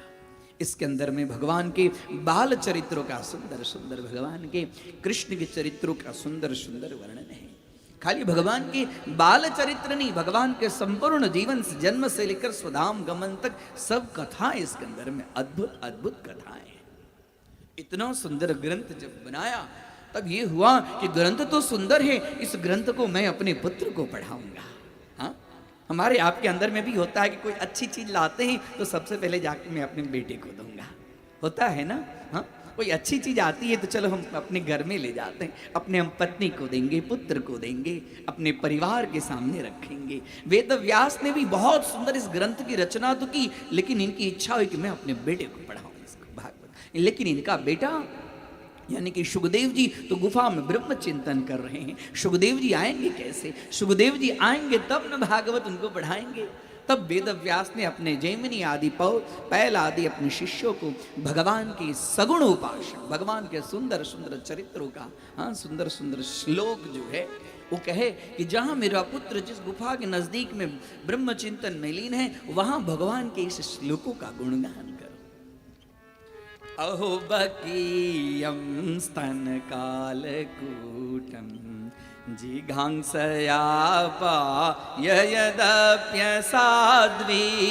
अहो बकीयं स्तन कालकूटं जिघांसया पाययदप्यसाध्वी। लेबे गतिं धातृचितां ततोऽन्यं कं वा दयालुं शरणं व्रजेम। लेभे गतिं धातृचितां ततोऽन्यं कं वा दयालुं शरणं व्रजेम। अहो बकीयं स्तनकालकूटम्। भगवान की सुंदर सुंदर जिस ऐसे ऐसे श्लोक सिखाएं, हाँ, अपने शिष्यों को बोले कि जिस श्लोक में भगवान के सगुण का वर्णन, भगवान कृष्ण कैसे हैं, तो अहो बकीयम, बकासुर का इयम, हाँ, अर्थात बहन, जो पूतना है, अहोबकियम स्तन कालकूटम, उसने स्तन के अंदर में कालकूट नाम का जहर लिया, जहर लगाया और जहर लगाकर भगवान कृष्ण को मारने के लिए चली गई। ऐसी जो पूतना राक्षसी है, हाँ, स्तन कालकूटम जिघांसया पायय दप्य साध्वी, ऐसी राक्षसी को भी जिन्होंने माता का कहा लेभे गतिम धातृच्युताम ततोन्यम, धात्री शब्द का अर्थ होता है माता, जो मारने आई थी पूतना, उस पूतना को भी भगवान ने माँ की जैसे गति होती है वैसे गति दिए। ऐसे दयालु भगवान श्री कृष्ण के सिवा और कौन हो सकते हैं। ऐसे सुंदर सुंदर सुंदर सुंदर श्लोकों का वर्णन जो है अपने शिष्यों को दिए। और सुखदेव ने जैसे सुना, बरहापीडम नटवर वपुः कर्णयोः कर्णिकारम बिभ्रतवासः कनककपिशं वैजयन्तीं जमालां रंघ्राण वेणोरदर्शुदया पूरयन् गोपवृन्दै वृंदारण्यं स्वपदरमणं प्राविशद्गीतकीर्ति। सुंदर सुंदर अपने शिष्यों को श्लोक सुनाए। और जैसे सुखदेव जी बोले, इस पे तो ऐसे सुंदर सुंदर भगवान के बाल, भगवान के सगुण रूप का वर्णन है, उनकी समाधि टूटी। ये श्लोक आप कहाँ से सीखे, ये श्लोक आपको किसने दिया? बोले आपके पिताजी ने ऐसे बहुत सारे श्लोकों का संग्रह एक ग्रंथ में किया है। सुखदेव जी आते हैं और वेद व्यास जी उनको भागवत ग्रंथ जो है पढ़ाते हैं। भागवत ग्रंथ पढ़ाए और भागवत ग्रंथ पढ़ाने के बाद में अब ये भागवत किसके सामने रखा जाए, इसके लिए सुखदेव जी राजा परीक्षित को भागवत की कथा सुनाते हैं। राजा परीक्षित को भागवत की कथा कैसे सुनाएं, कब सुनाएं? क्योंकि तो ये तो परमहंसों की कथा है।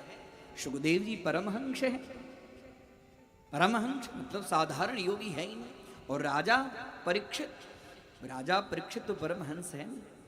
तो परम राजा परीक्षित कैसे हैं, जिनको सुखदेव जी ने भागवत की कथा सुनाई।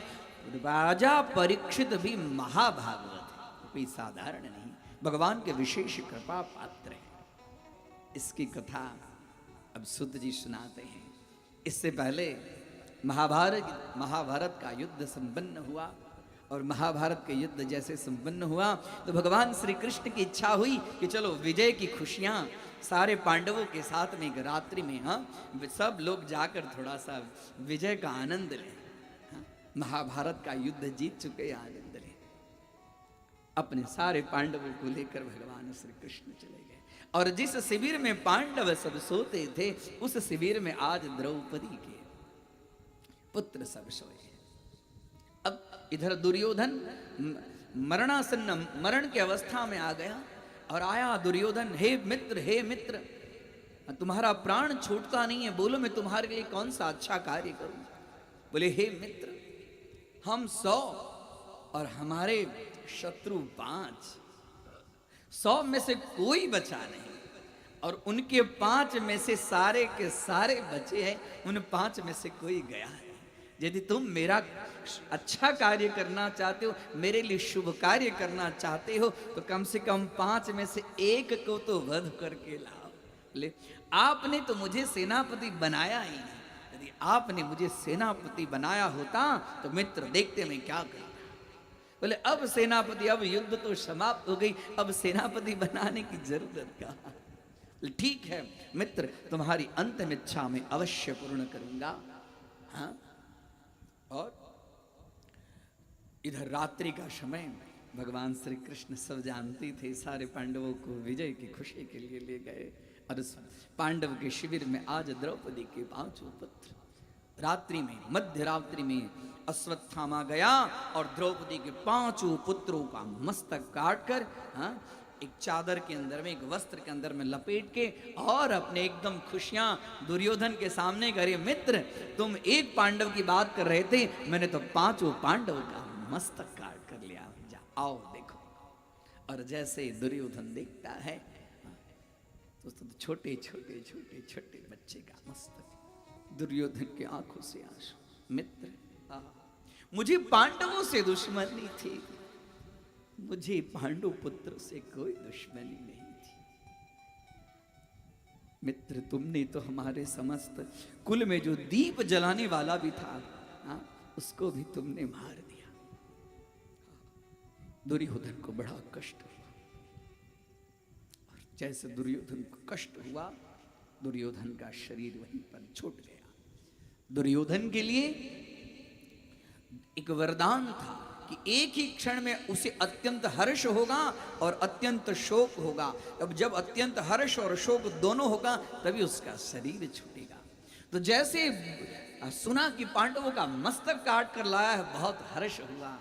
अब जब देख रहा है कि तो पांडव पुत्रों का मस्तक है तो उसे अत्यंत शोक हुआ। दुर्योधन का शरीर यहां छूट गया।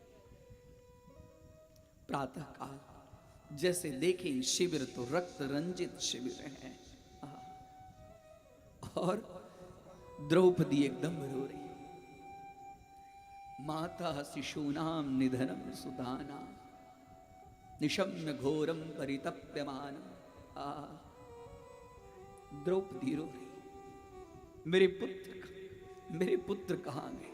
माता शिशूनाम निधनम सुतानाम सुतानाम निधनम। पांचों पुत्र की ऐसी अवस्था देख भगवान श्री कृष्ण अर्जुन को लाए। भगवान श्री कृष्ण कहे कि ये अश्वत्थामा का काम है। हे भगवत, अश्वत्थामा को पकड़ना है, अश्वत्थामा को पकड़ना। तुरंत रथ पर सवार हो गए, भगवान ले गए जहां अश्वत्थामा को पकड़कर। और जैसे अर्जुन ने अश्वत्थामा को पकड़ा, वैसे भगवान ने कहा कि इसको तुरंत यहां पर मार डाल। बोले नहीं नहीं, मैं द्रौपदी के सामने ले जाऊंगा तब इसको मारूंगा, ऐसे नहीं मारूंगा। यह छोटे छोटे बच्चों का बाल हत्यारा है, इसको छोड़ना नहीं। भगवान ने कहा जैसी तुम्हारी इच्छा, ले आए। और जैसे द्रौपदी के पास में ले आए, वैसे द्रौपदी ने कहा अरे ये आप क्या कर रहे हैं, ये आप क्या कर रहे हैं? आपके गुरु पुत्र अश्वत्थामा को आपने बांध, छोड़िए उनको, छोड़िए उनको। अर्जुन कहे कि तुम्हारे 5 पुत्रों का हत्यारा है। बोले हाँ, लेकिन आपको ज्ञात नहीं है, गुरुवत गुरुपुत्रेषु,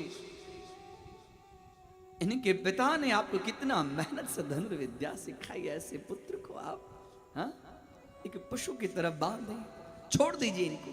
अब तो जो हो गया वो हो गया, अब इनका वध करने से तो कुछ आने वाला नहीं। युधिष्ठिर बोले ठीक कह रही है द्रौपदी। भैया भीम से रहा नहीं गया, नहीं, ये छोटे छोटे बाल हत्यारा, छोटे छोटे बच्चों का हत्या करने वाला, ये आतता, ये इसको मार देना चाहिए। भगवान श्री कृष्ण की तरफ अर्जुन देखते हैं। भगवान ने कहा मैं कहा था अर्जुन, जो आतंकवादी उसको तुरंत वहीं पर खत्म करो, उसको ले जाओगे, पकड़ोगे और फिर जेल में डाल दोगे, तो उसके बाद में जो अदालत की जैसी है, अदालत में जो उसके लिए दंड विधान है उसी के हिसाब से तुम्हें चलना पड़ेगा। मैंने कहा था इसको मार दो, लेकिन तुमने हमारी बात नहीं मानी। बोले अब क्या करना चाहिए? तो बोले कि शास्त्र में है जो आतताई है उसका वध करना चाहिए। अब ब्रह्म बंधुर्न हंतव्यम, ब्राह्मणों का वध नहीं करना चाहिए और आतताई का वध कर देना चाहिए। हे भगवान, आप ये टेढ़ी मेढ़ी कैसे बातें करते? आतताई का वध, ये आतताई है, बच्चों का हत्यारा है, इसका वध कर देना चाहिए। और आप बोलते हैं ब्रह्म बंधुर्न हंतव्यम। एक तरफ बोलते हैं आप इसको मार देना चाहिए और एक तरफ बोलते हैं ब्रह्म बंधु, ब्राह्मणों का वध नहीं करना चाहिए। आप ये टेढ़ी टेढ़ी बातें क्यों करते? सीधी बात क्यों नहीं करते? भगवान रामचंद्र जी का चरित्र सीधा है, कृष्ण का चरित्र टेढ़ा मेढ़ा है। बांके बिहारी है, वो बांके है। राम राम राम राम बोलने में देखिए जिह्वा को कोई तकलीफ नहीं होती है, लेकिन कृष्ण बोलने में जिह्वा एकदम उड़ जाती है। बोले आप सीधे सीधे बात क्यों नहीं करते? बोले क्या करना चाहिए?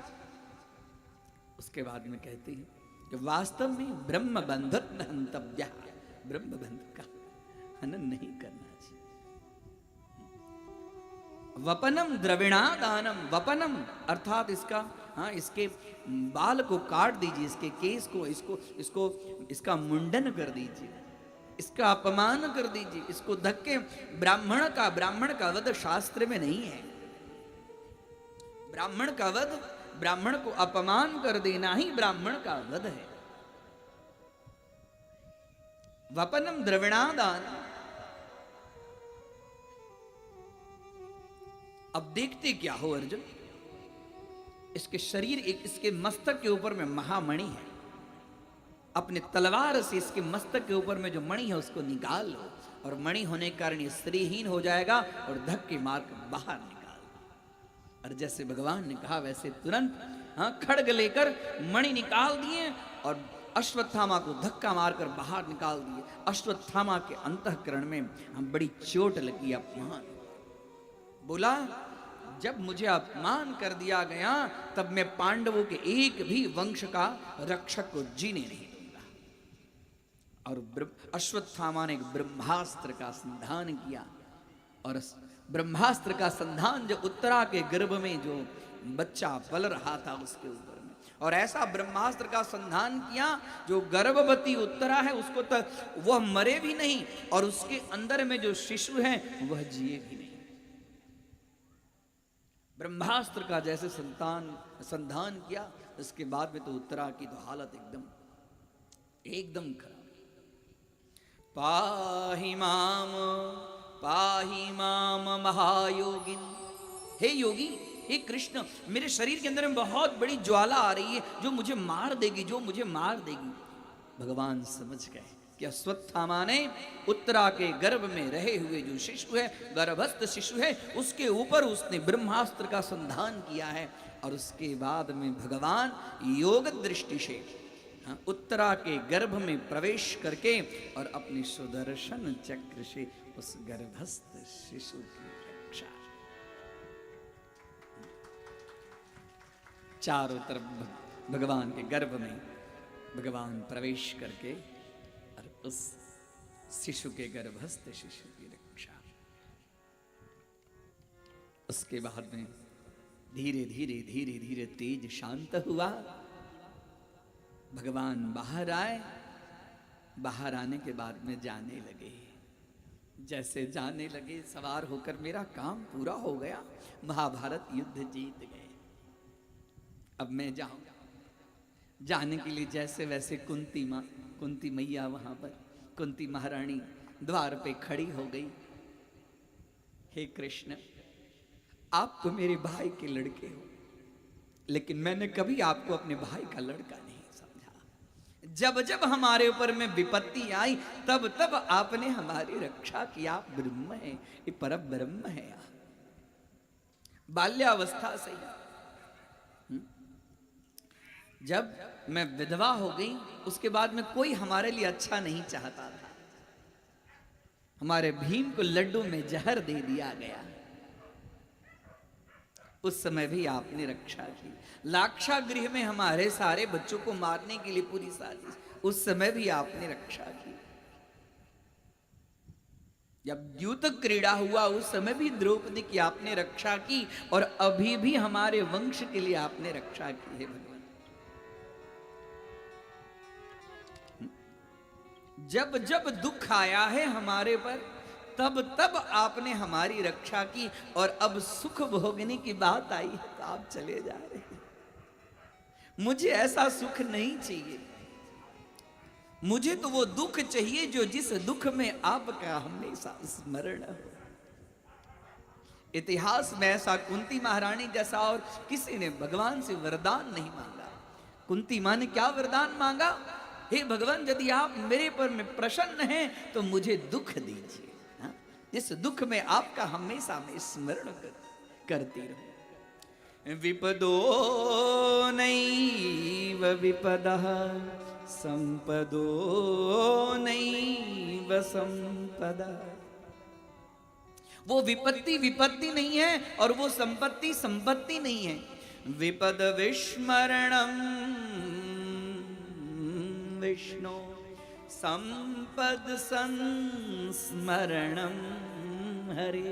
विपत्ति तो वो है जो भगवान का स्मरण दूर हो जाए, और सबसे बड़ी संपत्ति तो वो है जो संपद संस्मरणम हरे, भगवान हरि हमेशा हमें चिंतन में आए, भगवान का हमेशा चिंतन हमारे पास में हो, वही सबसे बड़ी संपत्ति है। और सबसे बड़ी विपत्ति वो है जो भगवान को हम भूल जाए। हम क्या करते हैं? दुख में सुमिरन सब करे, सुख में करे न कोई। हम लोग करते हैं ना, जब दुख आती है तो हाँ भगवान भगवान मंदिर में चले जाते हैं। शनि की 7:30 लगती है तो शनिदेव के ऊपर में तेल चढ़ाना चालू, हनुमान चालीसा का पाठ चालू हो जाता है। हाँ, दुख आया ना, भगवान के मंदिर में अपने आप जाना चालू कर देते हैं। हाँ? दुख में सुमिरन सब करें, सुख में करे न कोई। और जब हमारे पास सुख आता है, हाँ, सुख में हम इतने फूल जाते हैं, इतने मस्त हो जाते हैं, भगवान का स्मरण हमसे। हाँ? एक बार सुख में करे तो दुख काहे को होए। सबसे बड़ा सुख तो है कि भगवान का स्मरण। कुंती माता कहती हैं आप मुझे विपत्ति दीजिए। विपदः नः तुषा विपदः नः तुषश्वत। हे भगवान, हे परब्रह्म, हे कृष्ण, आप मुझे विपत्ति दीजिए। हे जगत के गुरु, आप जो जितना विपत्ति होगा उतना मैं आपसे दूर नहीं। बोली हे बुआ, छोड़ देता हूं, अब मैं नहीं जाऊंगा। तुम्हारी इच्छा है कि मैं यहां रहूं। रहने लगे। रहते रहते एक दिन ब्राह्म मुहूर्त में देख रहे हैं युधिष्ठिर इधर उधर टहल रहे हैं। बोले राजन, आप दुखी क्यों लग रहे हैं? बोले क्या करूं, जो हमारे आचार्य थे, गुरु थे, हमारे भाई थे, उन सबकी याद आ रही है। उन सबके याद के कारण मैं दुखी हो रहा हूं। हमारे दादाजी भीष्म पितामह मुझे याद आ रहे। बोले हो, चलना चाहिए उनके पास में। तुरंत प्रातः काल अर्जुन अर्जुन भीष्म पितामह के पास में जाना है, पितामह के पास में जाना है। पितामह कुरुक्षेत्र में बाण गंगा के पास में पड़े हैं। गंगा पुत्र है ना। बाण गंगा कुरुक्षेत्र में कैसे आया? हाँ, एक समय जब भीष्म पितामह को बहुत प्यास लगी तो सोने के सुंदर कलश के अंदर में जल लेकर आया। पितामह पितामह आपको प्यास लगा है, प्यास लगा है, आप जल लीजिए। पितामह बोले जा भाग, मुझे प्यास लगी है, मेरे अर्जुन को बुला। दुर्योधन को भी लगा कि अभी भी अर्जुन से इनका मोह छूटा नहीं है। हाँ? जाओ जो करना हो करो। अर्जुन अर्जुन अर्जुन मुझे प्यास लगी। हाँ दादाजी। अर्जुन की दोनों आंखों से अश्रुपात। और एक ऐसा बाण मारे, उस बाण के फलस्वरूप में गंगा जी वहां से निकली और सीधे ही भीष्म पितामह के मुख में। तभी से वहां बाण गंगा का प्रादुर्भाव हुआ। गंगा महारानी की जय। भीष्म पितामह मां गंगा पुत्र थी। आज तुम्हारे स्पर्श की इच्छा हुई। सैया पर पड़े और भीष्म पितामह को देखने के लिए, भीष्म पितामह संत हैं, संत को देखने के लिए बड़े बड़े ऋषि महर्षि आते हैं। संत का मरण बड़ा मंगलमय होता है। भगवान का प्रादुर्भाव मंगलमय होता है और संत का मरण मंगलमय होता है। संत जब शरीर छोड़ता है, जन्मता तो साधारण मनुष्य जैसे ही है, लेकिन जब वो शरीर छोड़ता है तो वो बहुत मंगलमय उसका। ये सब लोग देखने आए हैं। बड़े बड़े ऋषि सब, नारद जी आए हैं, पर्वत आए हैं, धौम्य आए हैं। पर्वतो नारदो धौम्यो भगवान बादरायणः बृहदश्वो भरद्वाजः सशिष्यो रेणुकासुतः। रेणुकासुतः जमदग्नि। परशुराम, परशुराम जी आए, भरद्वाज आए, बृहदश्व सब आए, सब खड़े हैं। हाँ? अब इच्छा हो गई, अब लग रहा है कि इनका शरीर छूटेगा, अब समय आ गया है। अब विश्व पितामह के मन में हो गया कि हस्तिनापुर अब सुरक्षित हो गई है। हाँ? हस्तिनापुर सुरक्षित हो गई है। विश्व पितामह के मन में था कि मैं शरीर छोड़ूं और उस समय कम से कम वह पुंडरीकाक्ष ऋषिकेश नारायण का दर्शन हो। जब तक वो आएंगे नहीं तब तक मैं शरीर छोड़ूंगा नहीं। इनके मन में एक प्रश्न था विश्व पितामह के। विश्व पितामह संपूर्ण धर्म के जानकार थे, सब आते थे उनसे मिलने के लिए। और इतने में ही भगवान श्री कृष्ण अर्जुन के साथ में सुंदर सुंदर रथ से जुड़े हुए सब, भीम, युधिष्ठिर, नकुल, सहदेव, साथ में कृष्ण के साथ में अर्जुन। और जैसे आए वैसे आंखों से अश्रुपात होने लगा पितामह भीष्म का। सदेव देवो भगवान प्रतीक्षता कलेवरं यावदिदं हिनोम्यहम् प्रसन्नः सारुण लोचनोल्लसन्मुखाम्बुजोध्यान पथश्चतुर्भुजा। हे नारायण, हे कृष्ण, भगवान प्रतीक्षता, आप प्रतीक्षा कीजिए हे भगवान, जब तक कलेवरम यावदिदम हिनोम्यहम्, जब तक मैं यह शरीर नहीं छोड़ूं तब तक आप ऐसे ही प्रतीक्षा करते खड़े रहिए। प्रसन्नः सारुणलोचनोल्लस। भगवान श्री कृष्ण ऐसे दिव्य महात्मा को देखकर अनुनय विवेक शिष्टाचार के अंतर्गत भगवान श्री कृष्ण भीष्म पितामह को हाथ जोड़ रहे हैं। कह रहे हैं कि राजन युधिष्ठिर, आपके मन में कुछ इच्छा हो तो दादाजी से पूछो, कुछ इच्छा हो तो पूछ लो। बोले हाँ। अरे युधिष्ठिर रुको, तुम पूछोगे उससे पहले मुझे, हाँ कृष्ण जो है उनसे मुझे कुछ पूछना है। सारे ऋषि महर्षि सब थे। बोले कि इनको कुछ पूछना, इनके मन में क्या शंका? बोले कि मैंने जीवन में कोई ऐसा पाप कर्म नहीं किया है जिस पाप कर्म के फलस्वरूप में मुझे बाणों की सैया पर लेटना पड़े। मैंने जीवन में कोई ऐसा काम नहीं किया। मैंने युवा अवस्था में कोई पाप नहीं किया। व्यक्ति के जीवन में युवा अवस्था में पाप नहीं भी करने की इच्छा होती है तो फिर भी उसके द्वारा पाप हो जाता है।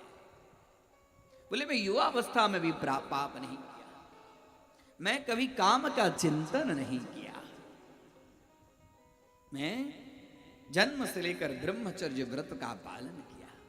जो व्यक्ति ब्रह्मचर्य के व्रत का पालन करता है, जो काम के ऊपर में विजय प्राप्त करता है, उसके सामने काल नहीं आता। काल किसके पास में आता है? जो काम का भोग करता है उसके पास में काल आता है। भीष्म पितामह बोले मेरे मन में शंका है, मैंने जीवन पर्यंत कोई ऐसा काम किया ही नहीं, पाप किया ही नहीं। हे कृष्ण, आप मुझे बताइए कि मेरे कौन से पाप का ये फल है। बोले पितामह आप सही में कह रहे हैं कि आपने जीवन में कोई पाप नहीं किया, लेकिन आपने पाप को देखा है।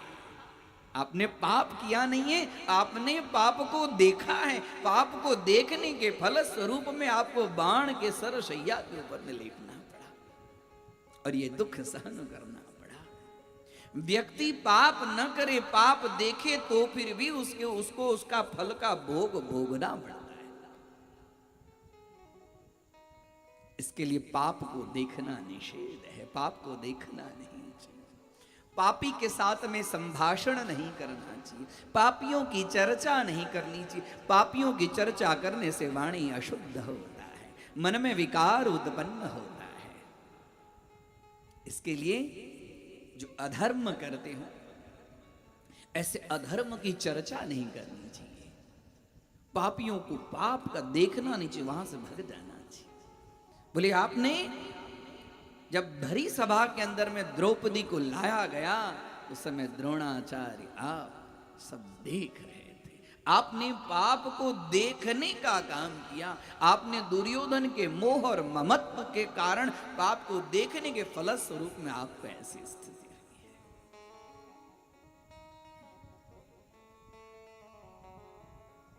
पितामह मुस्कुरा रहे, समझ गया, सब समझ गया। बोलो युधिष्ठिर, तुम्हें क्या जानने की इच्छा है? युधिष्ठिर के आंखों में अश्रुपात। हे पितामह, आप मुझे राजधर्म का ज्ञान दीजिए, मुझे क्षात्र धर्म का ज्ञान दीजिए। मैं न्याय से कैसे इस राज्य का शासन कर सकूं। अभी तक युधिष्ठिर ने खाली एक ही चीज सीखा था, सत्यम वद, सत्यम वद। एक बार खाली युधिष्ठिर से सत्यम वद में थोड़ा सा विकल्प हो गया, उसके फलस्वरूप में कब, एक ही बार, कब, जब सब लोग कहने लगे युधिष्ठिर को कि बोलिए द्रोणाचार्य, जब युद्ध क्षेत्र के अंदर में हल्ला हो गया कि अश्वत्थामा हतः, अश्वत्थामा मर गया, अश्वत्थामा मर गया, अश्वत्थामा मर गया, तो द्रोणाचार्य को विश्वास नहीं हुआ। बोले मुझे किसी की बात पर विश्वास नहीं है, तो धर्मराज युधिष्ठिर बोल देंगे कि अश्वत्थामा हतः, तो मैं समझूंगा। और वही युधिष्ठिर के पास में आए, और उस समय भगवान की प्रेरणा से कहा गया कि हे भगवान, हे धर्मराज, आप बोलिए अश्वत्थामा हतो नरो वा कुंजरो। अश्वत्थामा मरा, नर या कुंजर मतलब हाथी, ये मुझे ज्ञात नहीं। खाली इतना ही धर्मराज युधिष्ठिर बोले थे कि उनके रथ का पहिया 1.25 हाथ नीचे गड़ गया था। धर्मराज युधिष्ठिर ने कभी असत्य नहीं बोला। इसके लिए पूरी ये प्रथम दिन गए, द्रोणाचार्य उनको सर्वप्रथम पढ़ाए कि सत्यम वद। दूसरे दिन आए, बोले धर्मराज युधिष्ठिर आपने पाठ तैयार किया? बोले नहीं गुरुदेव। दूसरे दिन बोले तैयार किया? नहीं गुरुदेव। तीसरे दिन बोले तैयार किया? नहीं। बोले तैयार करने का तात्पर्य यह नहीं कि मैं रट लूं, जीवन में उसको जब तक मैं आचरण में नहीं लाऊं तब तक वह विद्या सिद्ध नहीं होती। अभी तक सत्यम वद। हे पितामह, आप मुझे क्षात्र धर्म का आदेश निर्देश करें, न्यायपूर्वक राजधर्म का निर्देश करें। और उन्होंने सब ऋषि शब्द थे, क्षात्र धर्म का, राजधर्म का, न्याय धर्म का जब उपदेश किए, उसके बाद में बड़ी सुंदर यहाँ पर भगवान श्री कृष्ण को कह रहे हैं पितामह के, जब तक मैं शरीर छोड़ू नहीं तब तक आप यहीं खड़े रहिए। समय आ चुका है उत्तरायण का समय, क्योंकि काल का ज्ञान था इनके पास में, भीष्म पितामह के पास में भूत भविष्य वर्तमान तीनों काल का ज्ञान था। अब भगवान की स्तुति कर रहे हैं। श्रीमद् भागवत के प्रथम स्कंद के 9वें अध्याय में 11 श्लोकों से उन्होंने स्तुति की, जिसको कहते हैं भीष्म स्तुति। मेरी इच्छा है कि आप सब लोग भीष्म स्तुति का श्रवण करें। सुनने की इच्छा है ना? भीष्म स्तुति श्रवण करना चाहिए।